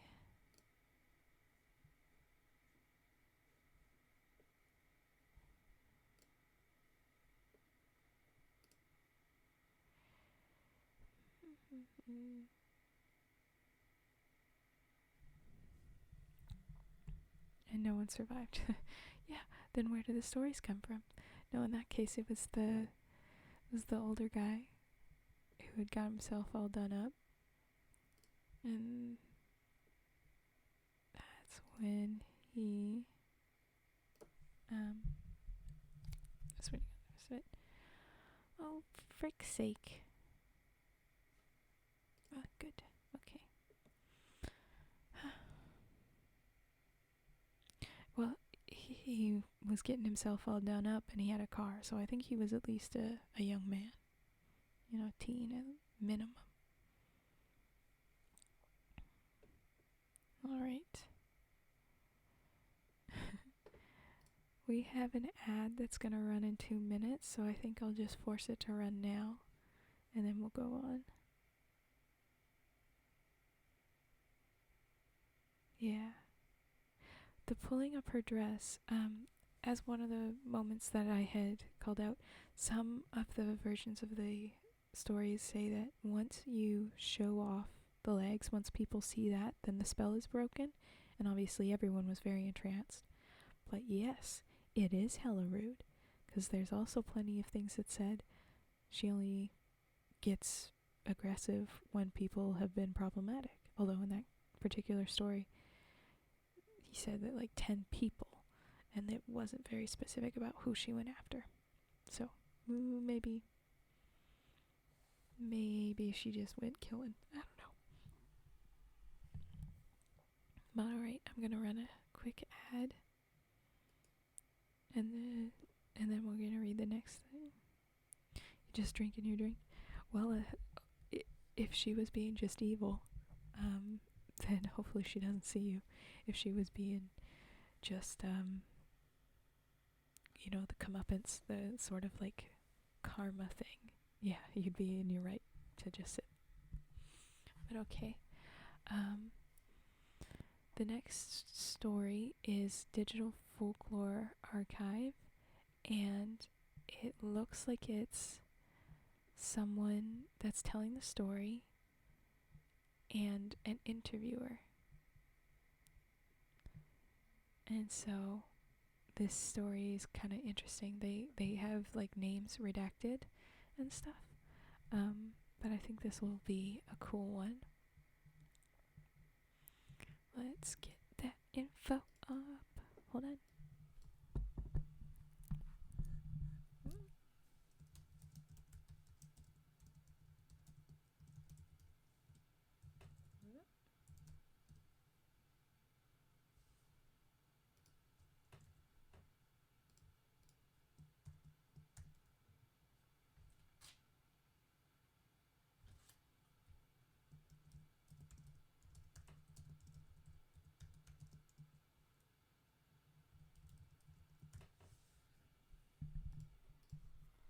Let's see what that looks like. That's a bit big. Let's go smaller. Okay. And that's what we're on to next. So with this one, it'll be interesting. I don't know why they have this listed as BE and me, but we pretty much seem to have a storyteller referred to as BE, and then me as the poster, and they're doing questions, they're leading the story. And this is more of a little bit of a conversation about the stories around it, I guess, but it is still attached to this BE's story. And then at the end it gives more. It says that this guy's name was in brackets because it's redacted H. So why we have two different versions of like what to refer to them as, I don't know. But so we have this next one. I will say whenever it's the new person talking, to be specific, I'll say BE or OP instead of me. It feels like I'm reading Reddit again. Okay, anyway. Alright. The Lakota Deer Woman. When I was a kid, I was told this legend, and I've heard it many times. The Lakota believe this, and the other Plains tribes do it too, as far as I know. This is BE. He didn't put it at the start of this one. There is a creature called Deer Woman, and she shapeshifts into a woman, a human woman. She changes into a human woman, and she goes to powwows. And she'll be at the powwow all night as a beautiful woman, and the last dance is the rabbit dance, and it's the dance where the lady picks the man, and she'll pick whichever young man she wants, and he'll dance with her, and she gets him to take her home, and then when she's going home with him, she turns back into a deer, and it scares him, and bad things can happen. And they say that part of the lore is when you're dancing with a girl that you don't know, or even a girl you do know, always check her feet, because Deer Woman, when she shapeshifts, her feet still remain a deer's feet. So under the bottom of her dress, because her dress is long, if you look, you won't see human feet. You'll see deer feet. OP, cloved hooves. BE, yeah, the cloven hooves. And there was a guy that said he'd gone to a powwow, and there was a girl he met there, and he was supposed to take her home, and he decided at the last minute he wasn't going to, and he ditched her and left. And then when he was driving home from the powwow, this is a true story, when he was driving home from the powwow, a deer went in front of his car and caused him to wreck and total his car. OP, so just for reference, what's a powwow? BE, a powwow is a gathering where you have dancing and food and things like that. They usually compete with the dancing. It's a native tradition. It's like a party. OP, where were you told this? BE, well, I wasn't told this since I was a little kid. My dad told me this, my grandma's told me it. I was in South Dakota, but I've heard it in California too from people. But South Dakota's where you hear it. And she follows the powwow circuit. She didn't have to be in the plains, but that's pretty much where everybody, all the sightings I've heard of, she's been. OP, so do you think there's a moral for the story? BE, I think it's to teach young men and women to be modest and not to just go home with somebody. And if you do, they say check their feet, but what they're really saying is know who you're going home with. That's the moral of the story. OP, so is this just a story told in passing, or BE, no, this is a warning that you get when you're a teenager and you go to powwows, especially the boys. But that's the warning you get, is you better look out, because that beautiful girl might not be who she seems. So in that situation, would you tell that story to someone? I would tell it to, BE, laughing, I would tell it to my son. They have like another redacted name, but it says that it's their son. If I were taking him to a powwow when he was young, and I tell people that when, honestly, I'd use it for what it is, it's a moral. But it's also just something that you pass along. It's something that people need to know, because if there's really a deer woman out there, you need to know that. OP, do you remember, since you said you were a little kid, do you remember how old you were? Like before double digits? BE, I'm sure I was probably about 8 or 10. I was old enough to know what they were saying, so probably 10. OP, so did the deer woman have a name? Or is the name just deer woman? What was the native name for it? OP, I don't remember, or BE, I don't remember, but the name translates to deer woman. OP, so is it a Lakota Sioux story? BE, I don't know where, but all the Plains tribes believe in it as far as I know. They may call it something else, but the Lakota call her Deer Woman, because that's what she turns into. She's not a nice person. Then at the bottom, OP adds, later, BE gave me some additional details about the boy who wrecked his car after the powwow. That guy's name was H, and he was driving in his truck from the powwow.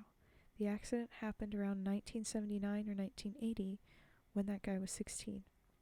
He actually had a girlfriend at the time.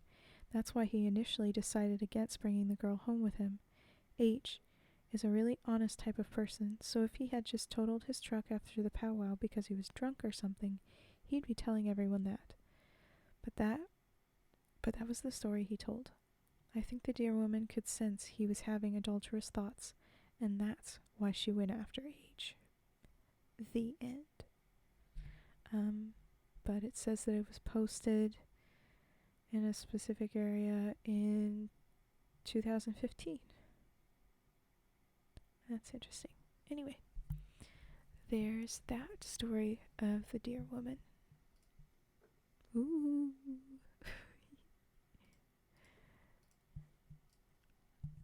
The next one I had to sign up for a thing for. That's what took me so long. Before. But this one is another story, properly full story of the deer woman. That will be interesting. And then I have one more after that, and then a blog that's a bit shorter. Ooh. Thank you, Death Noah. Yeah, not a bad one. Yeah, I think it's pretty good. Okay, so this one, what's the title they have? And yeah, like I said, this one I had to sign up for this one, so if you wanted to read this on this particular page, you have to sign up for it. It's a member only, but after I signed up, I got it for free despite them trying to convince you to pay for it, so you can read it for free. Maybe I'll run out of free stories though on there. So just letting you know, if I think I'll be putting the links in the YouTube, so if you're watching it from there and you're like, oh, I want to do that, there's your warning. Oh, okay, yeah. Thank you for joining us. We'll see you tomorrow. And I'll just jump into, it's called Legend of the Deer Woman.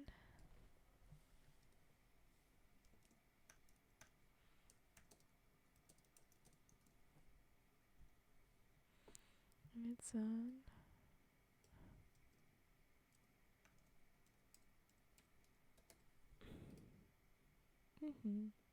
okay.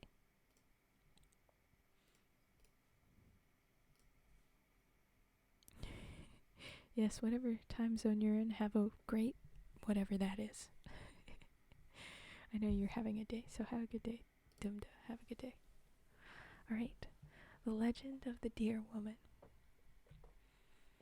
We straight jump, like, immediately. Happy time zone. Thanks. Okay. We jump immediately into the center of the story, apparently. Should be interesting. Okay. Katori ran through the woods, her arms and legs pumping as hard as her 16-year-old muscles could move. She could hear her heartbeat pounding in her ears, and her lungs burned with the effort to suck in more air. The young Cherokee girl stifled a cry as another branch slapped against her face, scratching her tan skin and drawing thin lines of blood. Tears of frustration filled Katori's eyes. Her mother had warned her to stay away from the river. The white men who often stopped along the river's edge to water their horses were often a rough and cruel lot. They had shot Cherokees on sight just for sport, or done worse to the women when they captured them. Katori had heard all the stories. She had even overheard her father and the other men telling the worst of them as they sat around the fires at night, and believed her and the other children sleeping. Katori knew better, but the sunflowers that grew by the river had grown so large and full of seeds. She had been humming to herself and smiling up at the beautiful sunshine. Smiling up at the deerskin pouch her grandmother made was overflowing with seeds when the men had come up behind her. She had smelled them before she heard them, a foul stench of whiskey, tobacco, and body odor that stained the air with the smell of onions. There were four of them, large men with long, dark, tangled beards. Their faces were unwashed, and their hair was greasy and unkempt. Their buckskin shirts and pants were dirty and stained.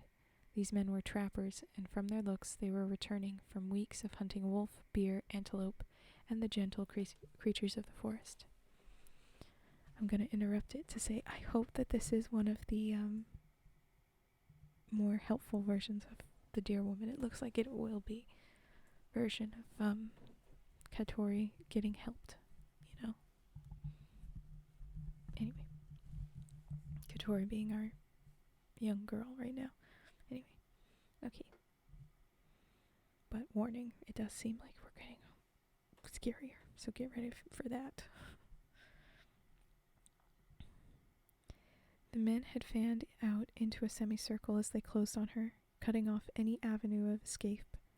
They laughed when she turned and gave a startled cry at the sight of them. Rough, cruel laughter that belied their malicious intent. All four men gave her feral grins full of discolored teeth as they edged closer to her. They spoke in a language she did not understand, but the leering looks they gave her left no question about their lustful desires. 3 men had long knives tucked into their belts, and the man closest to her had a short, blood-stained club in his hand. Katori's heart ached for the animals that shed their lifeblood on that cruel instrument. Her eyes darted about, looking for a means of escape. She could leap into the river, but the current was strong this time of year, and she was never a good swimmer. These men were close now, little more than 2 arm lengths away from her. She looked left toward the river, and the men shifted their feet to block her escape in that direction, so she bolted to her right, running for the safety of the woods. The men yelled as she began to run, and she felt rough hands grabbing her. One grabbed the deerskin pouch full of seed, and she let loose a little sob as she felt it tear from her belt. Another man grabbed her long dark hair and yanked hard on her head, but she sank the small of her deer-bone knife she carried into the man's shoulder, and he grunted in pain as he loosened his grip on her. The knife slipped from her hand as the man batted her hand away. Katori staggered as the man with the club struck her hard on the knee.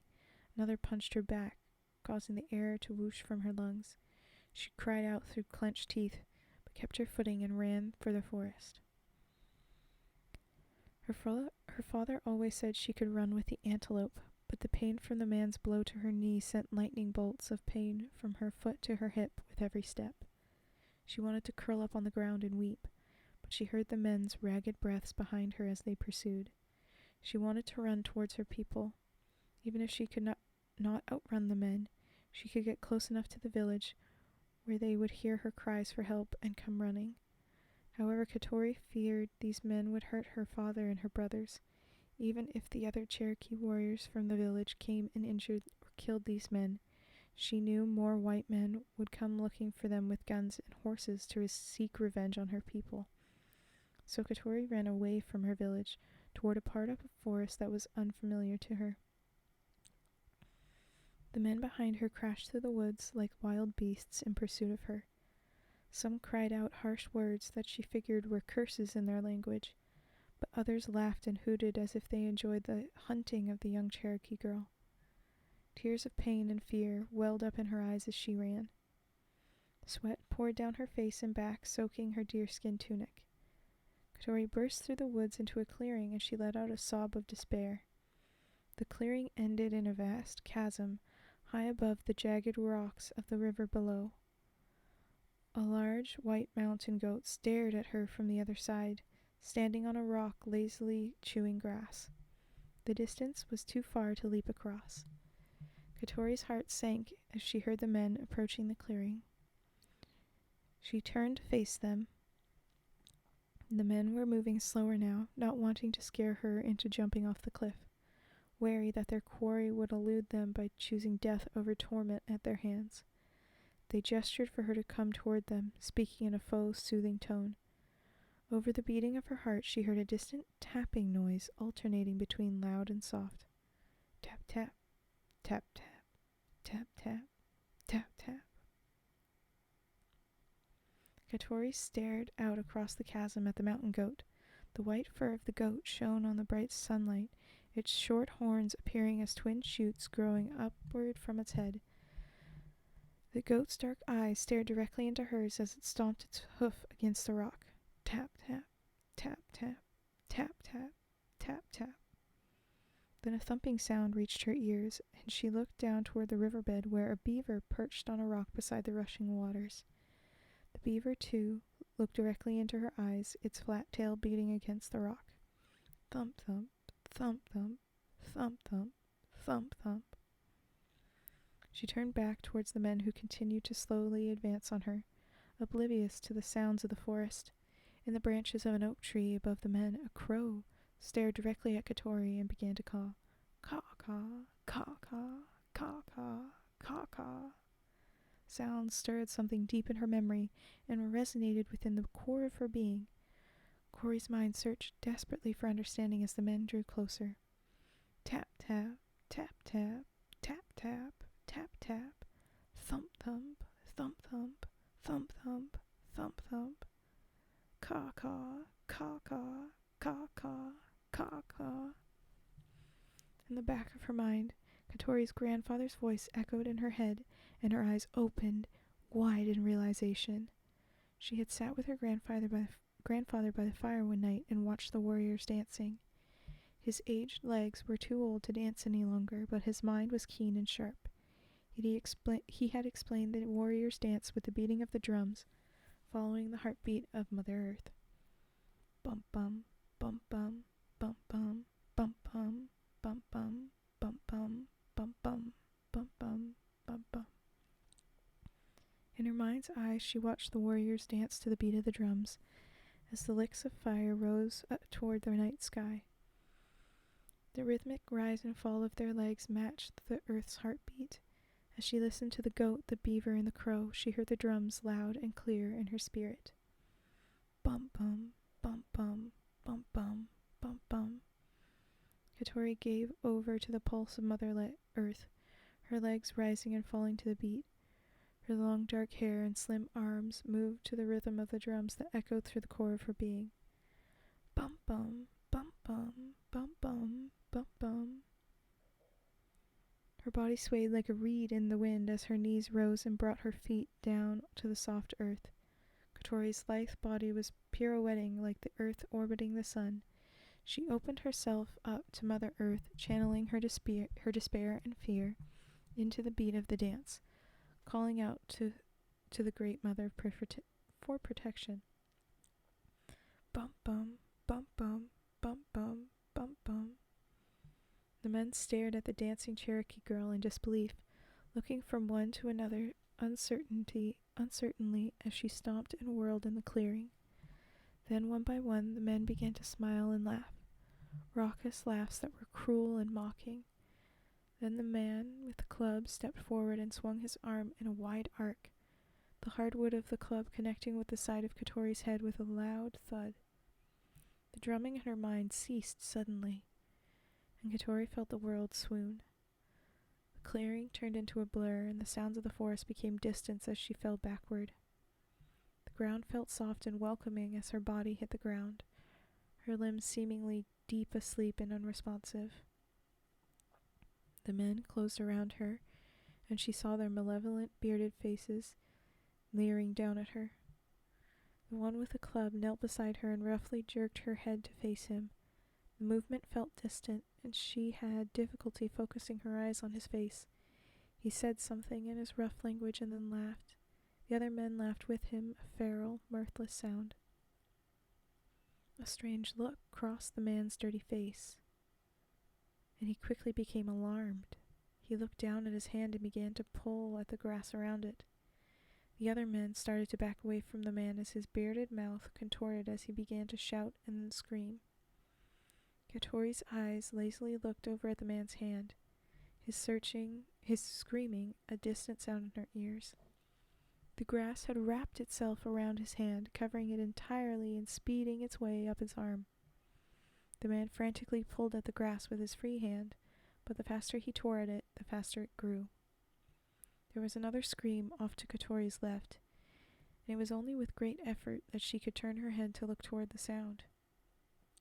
She blinked her dark eyes to clear the fog that seemed to hamper her thoughts. One of the other men swayed like a sunflower blowing in the wind. Thick tree roots were spiraling up from the ground, holding him in place. Katori could see roots as thick as a man's arm wholly entwined about his feet and legs below the knee. The man drew his knife and frantically slashed at the roots, cutting deep gashes into the thick wood. He started crying as two more roots burst from the ground and entangled each of his hands. There was a sound like cracking branches as the roots pulled taut around his arms and legs, and the man began to scream.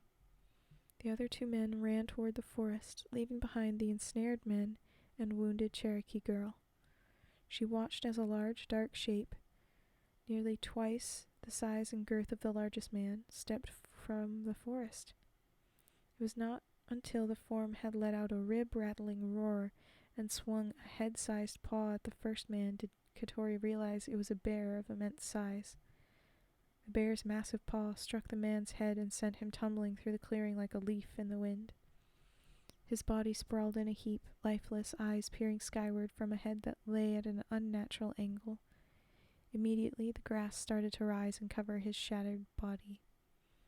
The last man ran back towards the clearing, intent on taking his chances with the fall to the riverbed over the bear that stood barring his path to the woods. Two large gray wolves raced out of the woods from either side of the bear and bounded after the fleeing man. Yeah, exactly. The man looked back in terror as he ran, the wolves quickly closing the distance. The wolves leaped into the air, one tangling in the man's legs, the other landing on his back and sinking sharp teeth into his bearded neck. Katori heard the shattering of bone and the tearing of flesh and sinew as the wolves tore into the man, his dying screams still a distant murmur in her ears. She looked over at the man who had lost his fight with the encircling tree roots, his bent and twisted form now wholly encased in roots and vines. He appeared to be little more than an overgrown tree stump in the clearing, as the crow flew down from the tree branches to land on the newly formed stump. Katori turned her head towards the man beside her. Only his face remained uncovered by the grass that had formed a complete mound over his body. A whimpering noise emanated from the man's grass-covered mouth, and he stared at her with wide, terrified eyes. She smiled weakly as the man's brutish face disappeared beneath a sea of beautiful green grass. The only sound that remained in the clearing was the great bear's heavy breathing and the wolves' wet-sounding chewing. A woman appeared in the woods and walked towards Katori. She had long, flowing dark hair, with a small set of white antlers that rose on either side of her head. The woman wore a tunic made of interwoven leaves and flowers that covered her down to her legs, which were deer-like, with sleek brown fur that ended in dark hooves. As she passed into the clearing, the bear bowed its head in respect, and so did the crow and the two wolves. She knelt beside Katori. Her tan face and dark eyes were as serene and beautiful as any Katori had ever seen. When the deer woman smiled at her, Katori felt a warmth spread through her body, and the pain of her injuries faded. The deer woman slipped two thin arms under Katori and eased her off the ground without effort. The young Cherokee girl curled her head against the deer woman's tunic and breathed in the smell of springtime flowers. She felt the fog in her head clear as she breathed in the beautiful aroma. As the deer woman carried her into the woods, Katori saw the crow fly off, and the bear and wolves ambled back into the darkness of the woods.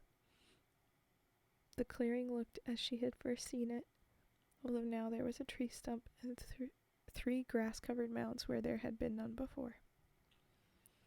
The trees began moving quickly, and Katori realized that the deer woman was running through the forest. Her hooved feet traversed the woods with such nimbleness and ease that Katori felt like she was floating down a river. She stared at the canopy of trees and smiled at the deer woman, who returned a smile that reached her deep brown eyes. Katori felt a profound sadness when the deer woman finally laid her back on the warm forest floor. The sound of a nearby village rang through the trees, and the smell of cook fires burning filled Katori's nose. She knew she was near her home. The deer woman smiled one last time at Katori and placed something soft and smooth in her hand. Without a word, the deer woman turned and vanished into the woods with 3 long strides. Katori looked down at her hand and saw her grandmother's pouch, brimming with sunflower seeds, resting in her palm. She clutched it close to her heart and silently thanked the Great Mother. Standing on unsteady legs, Katori gave one final look in the direction of the deer woman, and vanished and smiled. In the direction the deer woman had vanished, and smiled. As she walked toward her home, Katori could feel the drumbeat of Mother Earth beating through her spirit, as she would for the rest of her days. Bum bum, bum bum, bum bum, bum bum. The end. But that was from someone called Jack Finn. So thank you, Jack Finn, for that story. That was a great one.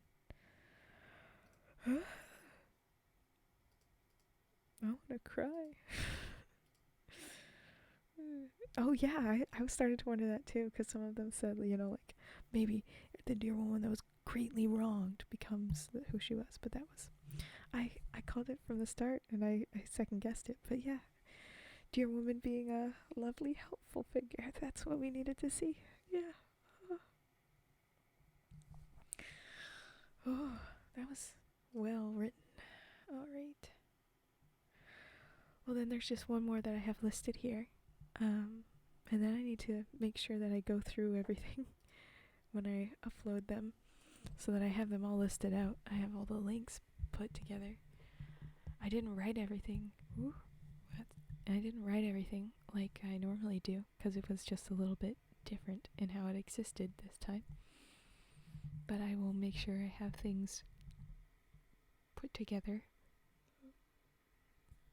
for when I put it on YouTube. Okay. So, this one.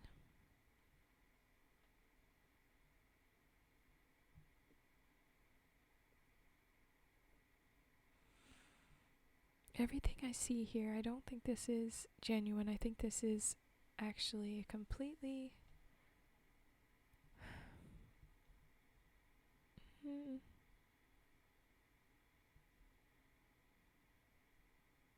I think this is a completely separate sort of idea of what a deer woman is. I think this is much more someone put the two nouns together and made a story.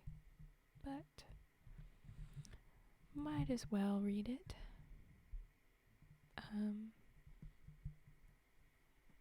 It still won't end up terribly far off from what I understand deer woman to be.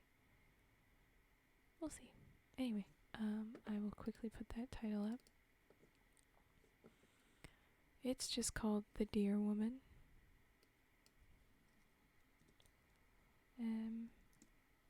But it's from a blog. Random ladies blog.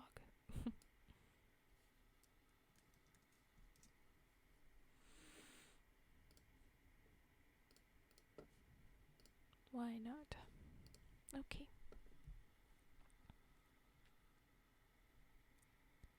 He was a farmer, hands cracked and calloused from working on his family's farm since he was small. The family farm he had inherited in his late 20s sat in a valley a short distance from one of the tiny towns that dotted central Ohio. Those little blink-and-you-miss-it single-street towns that barely made a pinprick in the quilt of cornfields and soybeans covering endless miles between the occasional woodland borders. Once upon a time, he had also been a hunter, but that ended on the day he would forever keep a secret, the day he looked magic square in the eyes. It was bow hunting season, and he crouched low in the foliage at the edge of a meadow where deer were known to graze. The sun reflected against the orange of his hunting vest, making him squint. It was early autumn, but a hot and sticky day, the sort where winter still seemed like it would always stay a million miles north. He batted at the insects flying around him, and swore quietly when a stubborn wasp plunged its venom into the pad of his palm. She arrived at that moment. On the other side of the glade, he saw a beautiful deer hidden by the tangles of a raspberry bush. Her eyelashes were so long he could see them from a few hundred yards away. She ducked her head down behind the foliage, raising it cautiously. He silently reached down to his feet for an arrow, swearing again when the wasp bite throbbed as he brushed his hand against the arrow shaft. He saw the deer cautiously moving out of the thicket, still obscured by a tree. Quietly, she bent her head down and moved from the shade to the forest in the sunlight. She stood on two legs, the shape and proportion of a woman's limbs, though her body was covered in soft, dun-colored hair like the hide of a deer. Her naked breasts and graceful arms and legs were that of a woman. A young woman, apparently, he somehow managed to rationally observe because her hindquarters still bore the dapple marks of a fawn. He would have sworn he was in a dream, but he could still feel the sweat dripping down his neck and back, the throbbing pain of the wasp sting in his hand. But he couldn't breathe as he watched her gracefully step across the meadow. As she moved further into the sunlit green, another deer stepped out behind her, and another. Although the animals were ordinary-formed creatures, they gathered around her, and she stroked their backs, leaving her cervine head against theirs one at a time in a gesture of ritual or affection. He slowly lowered his crossbow, but he was a stumbling human man, and one very much in shock, unable to keep quiet. When his crossbow hit the ground, her head jerked up quickly, and she looked across the field straight into his eyes. One moment stretched into an eternity as he looked into the eyes of magic, and then at some invisible signal she darted back into the forest, all of the other animals jumping and leaping into the trees with her. From that day forward he would never hunt an animal again. He sold his guns and crossbow, never went into the town bar he once frequented, where deer heads adorned 3 of the 4 walls, staring down at him with their cold glass eyes.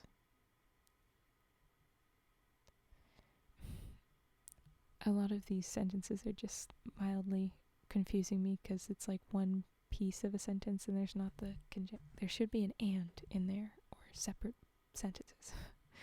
He wasn't afraid of what had happened to him. The memory reminded him of the books he had read as a child of minotaurs and centaurs, Pan and fairies. But no one would ever believe his story if he had told it, nor was it a good idea to start talking of deer women in a small town where everyone knew each other. So if anyone thought it odd when he stayed in his house during deer season, they only murmured about it to each other quietly. They didn't know that he looked from his window with binoculars across his cornfields, wondering if he'd ever catch a glimpse of her again. They didn't know that sometimes when he saw deer from a distance as he drove his truck to town, his palm itched where the wasp had stung him, like a reminder, like a message. The end. And that's that one. Yeah, as I said, very different. They just took 2 things. They referred to minotaurs and centaurs, Pan and fairies, but I think that was different. Maybe a little bit fairies, but it wasn't quite like a satyr. Yeah, I don't know about that one. But that's what I get for trying to Google deer woman, I guess. Anyway, I did read it. It is done. And I will go back through things.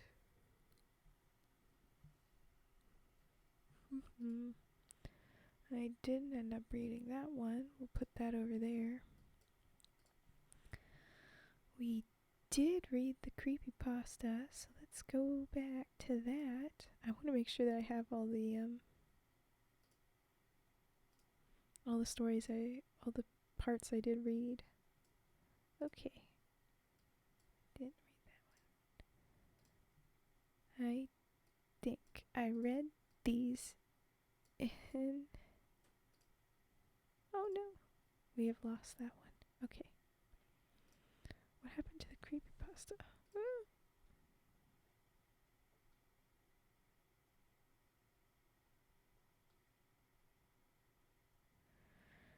Well, I'll find it again anyway, so that I can put it up. But I think that we lost the one that I had. We already read it, but I was trying to keep track of it so I can put it up. I'm sure I can find it again. It was Hoof Lady. That's why it didn't pop up. Now I remember. Yeah, okay. Found it. And I will make sure that all of those are linked when I put that up. And I have the order, because I always do that. But that's the story. I guess now I would ask Fatster here, what would you recommend for setting up the Discord? I can add you to that. You had suggested it, and I can make sure I start making that a thing that happens so that the people that want it have access to it. Because I really have done nothing officially.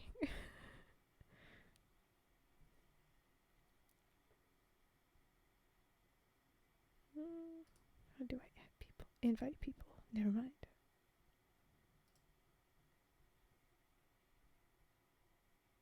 Okay, well I've done that now. And I will be bugging Violet Spellcraft for helps too on that and a couple other things.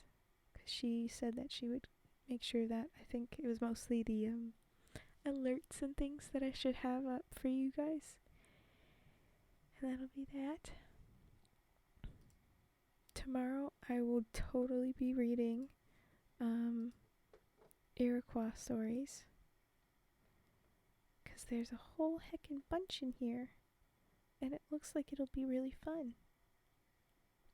It will not be a spooky vibe, at least not more than the fairy tale stories I've done, probably. And that will be fun. And I'm going to sort out more creepypasta times too, so that we do just do spookiness. I would like to do that. Hi. Oh yes, okay, how do I do this?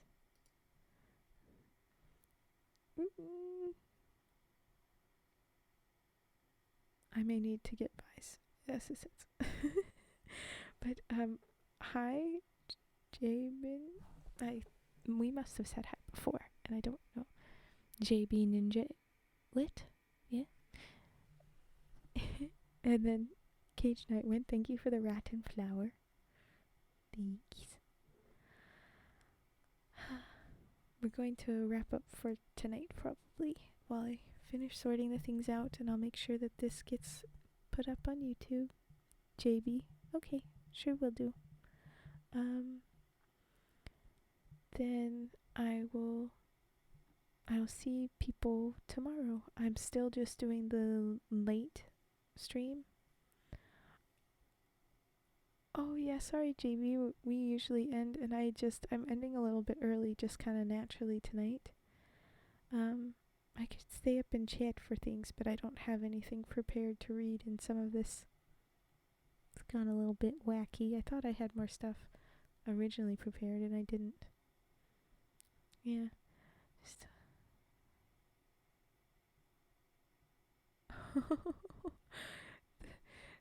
I know that feeling where the cat could just set all of that off. Yeah. Well, good night, Cage Nightwind. And thanks, JB. We're usually doing roughly, oh my gosh, it's 11 p.m. EST to 2 a.m.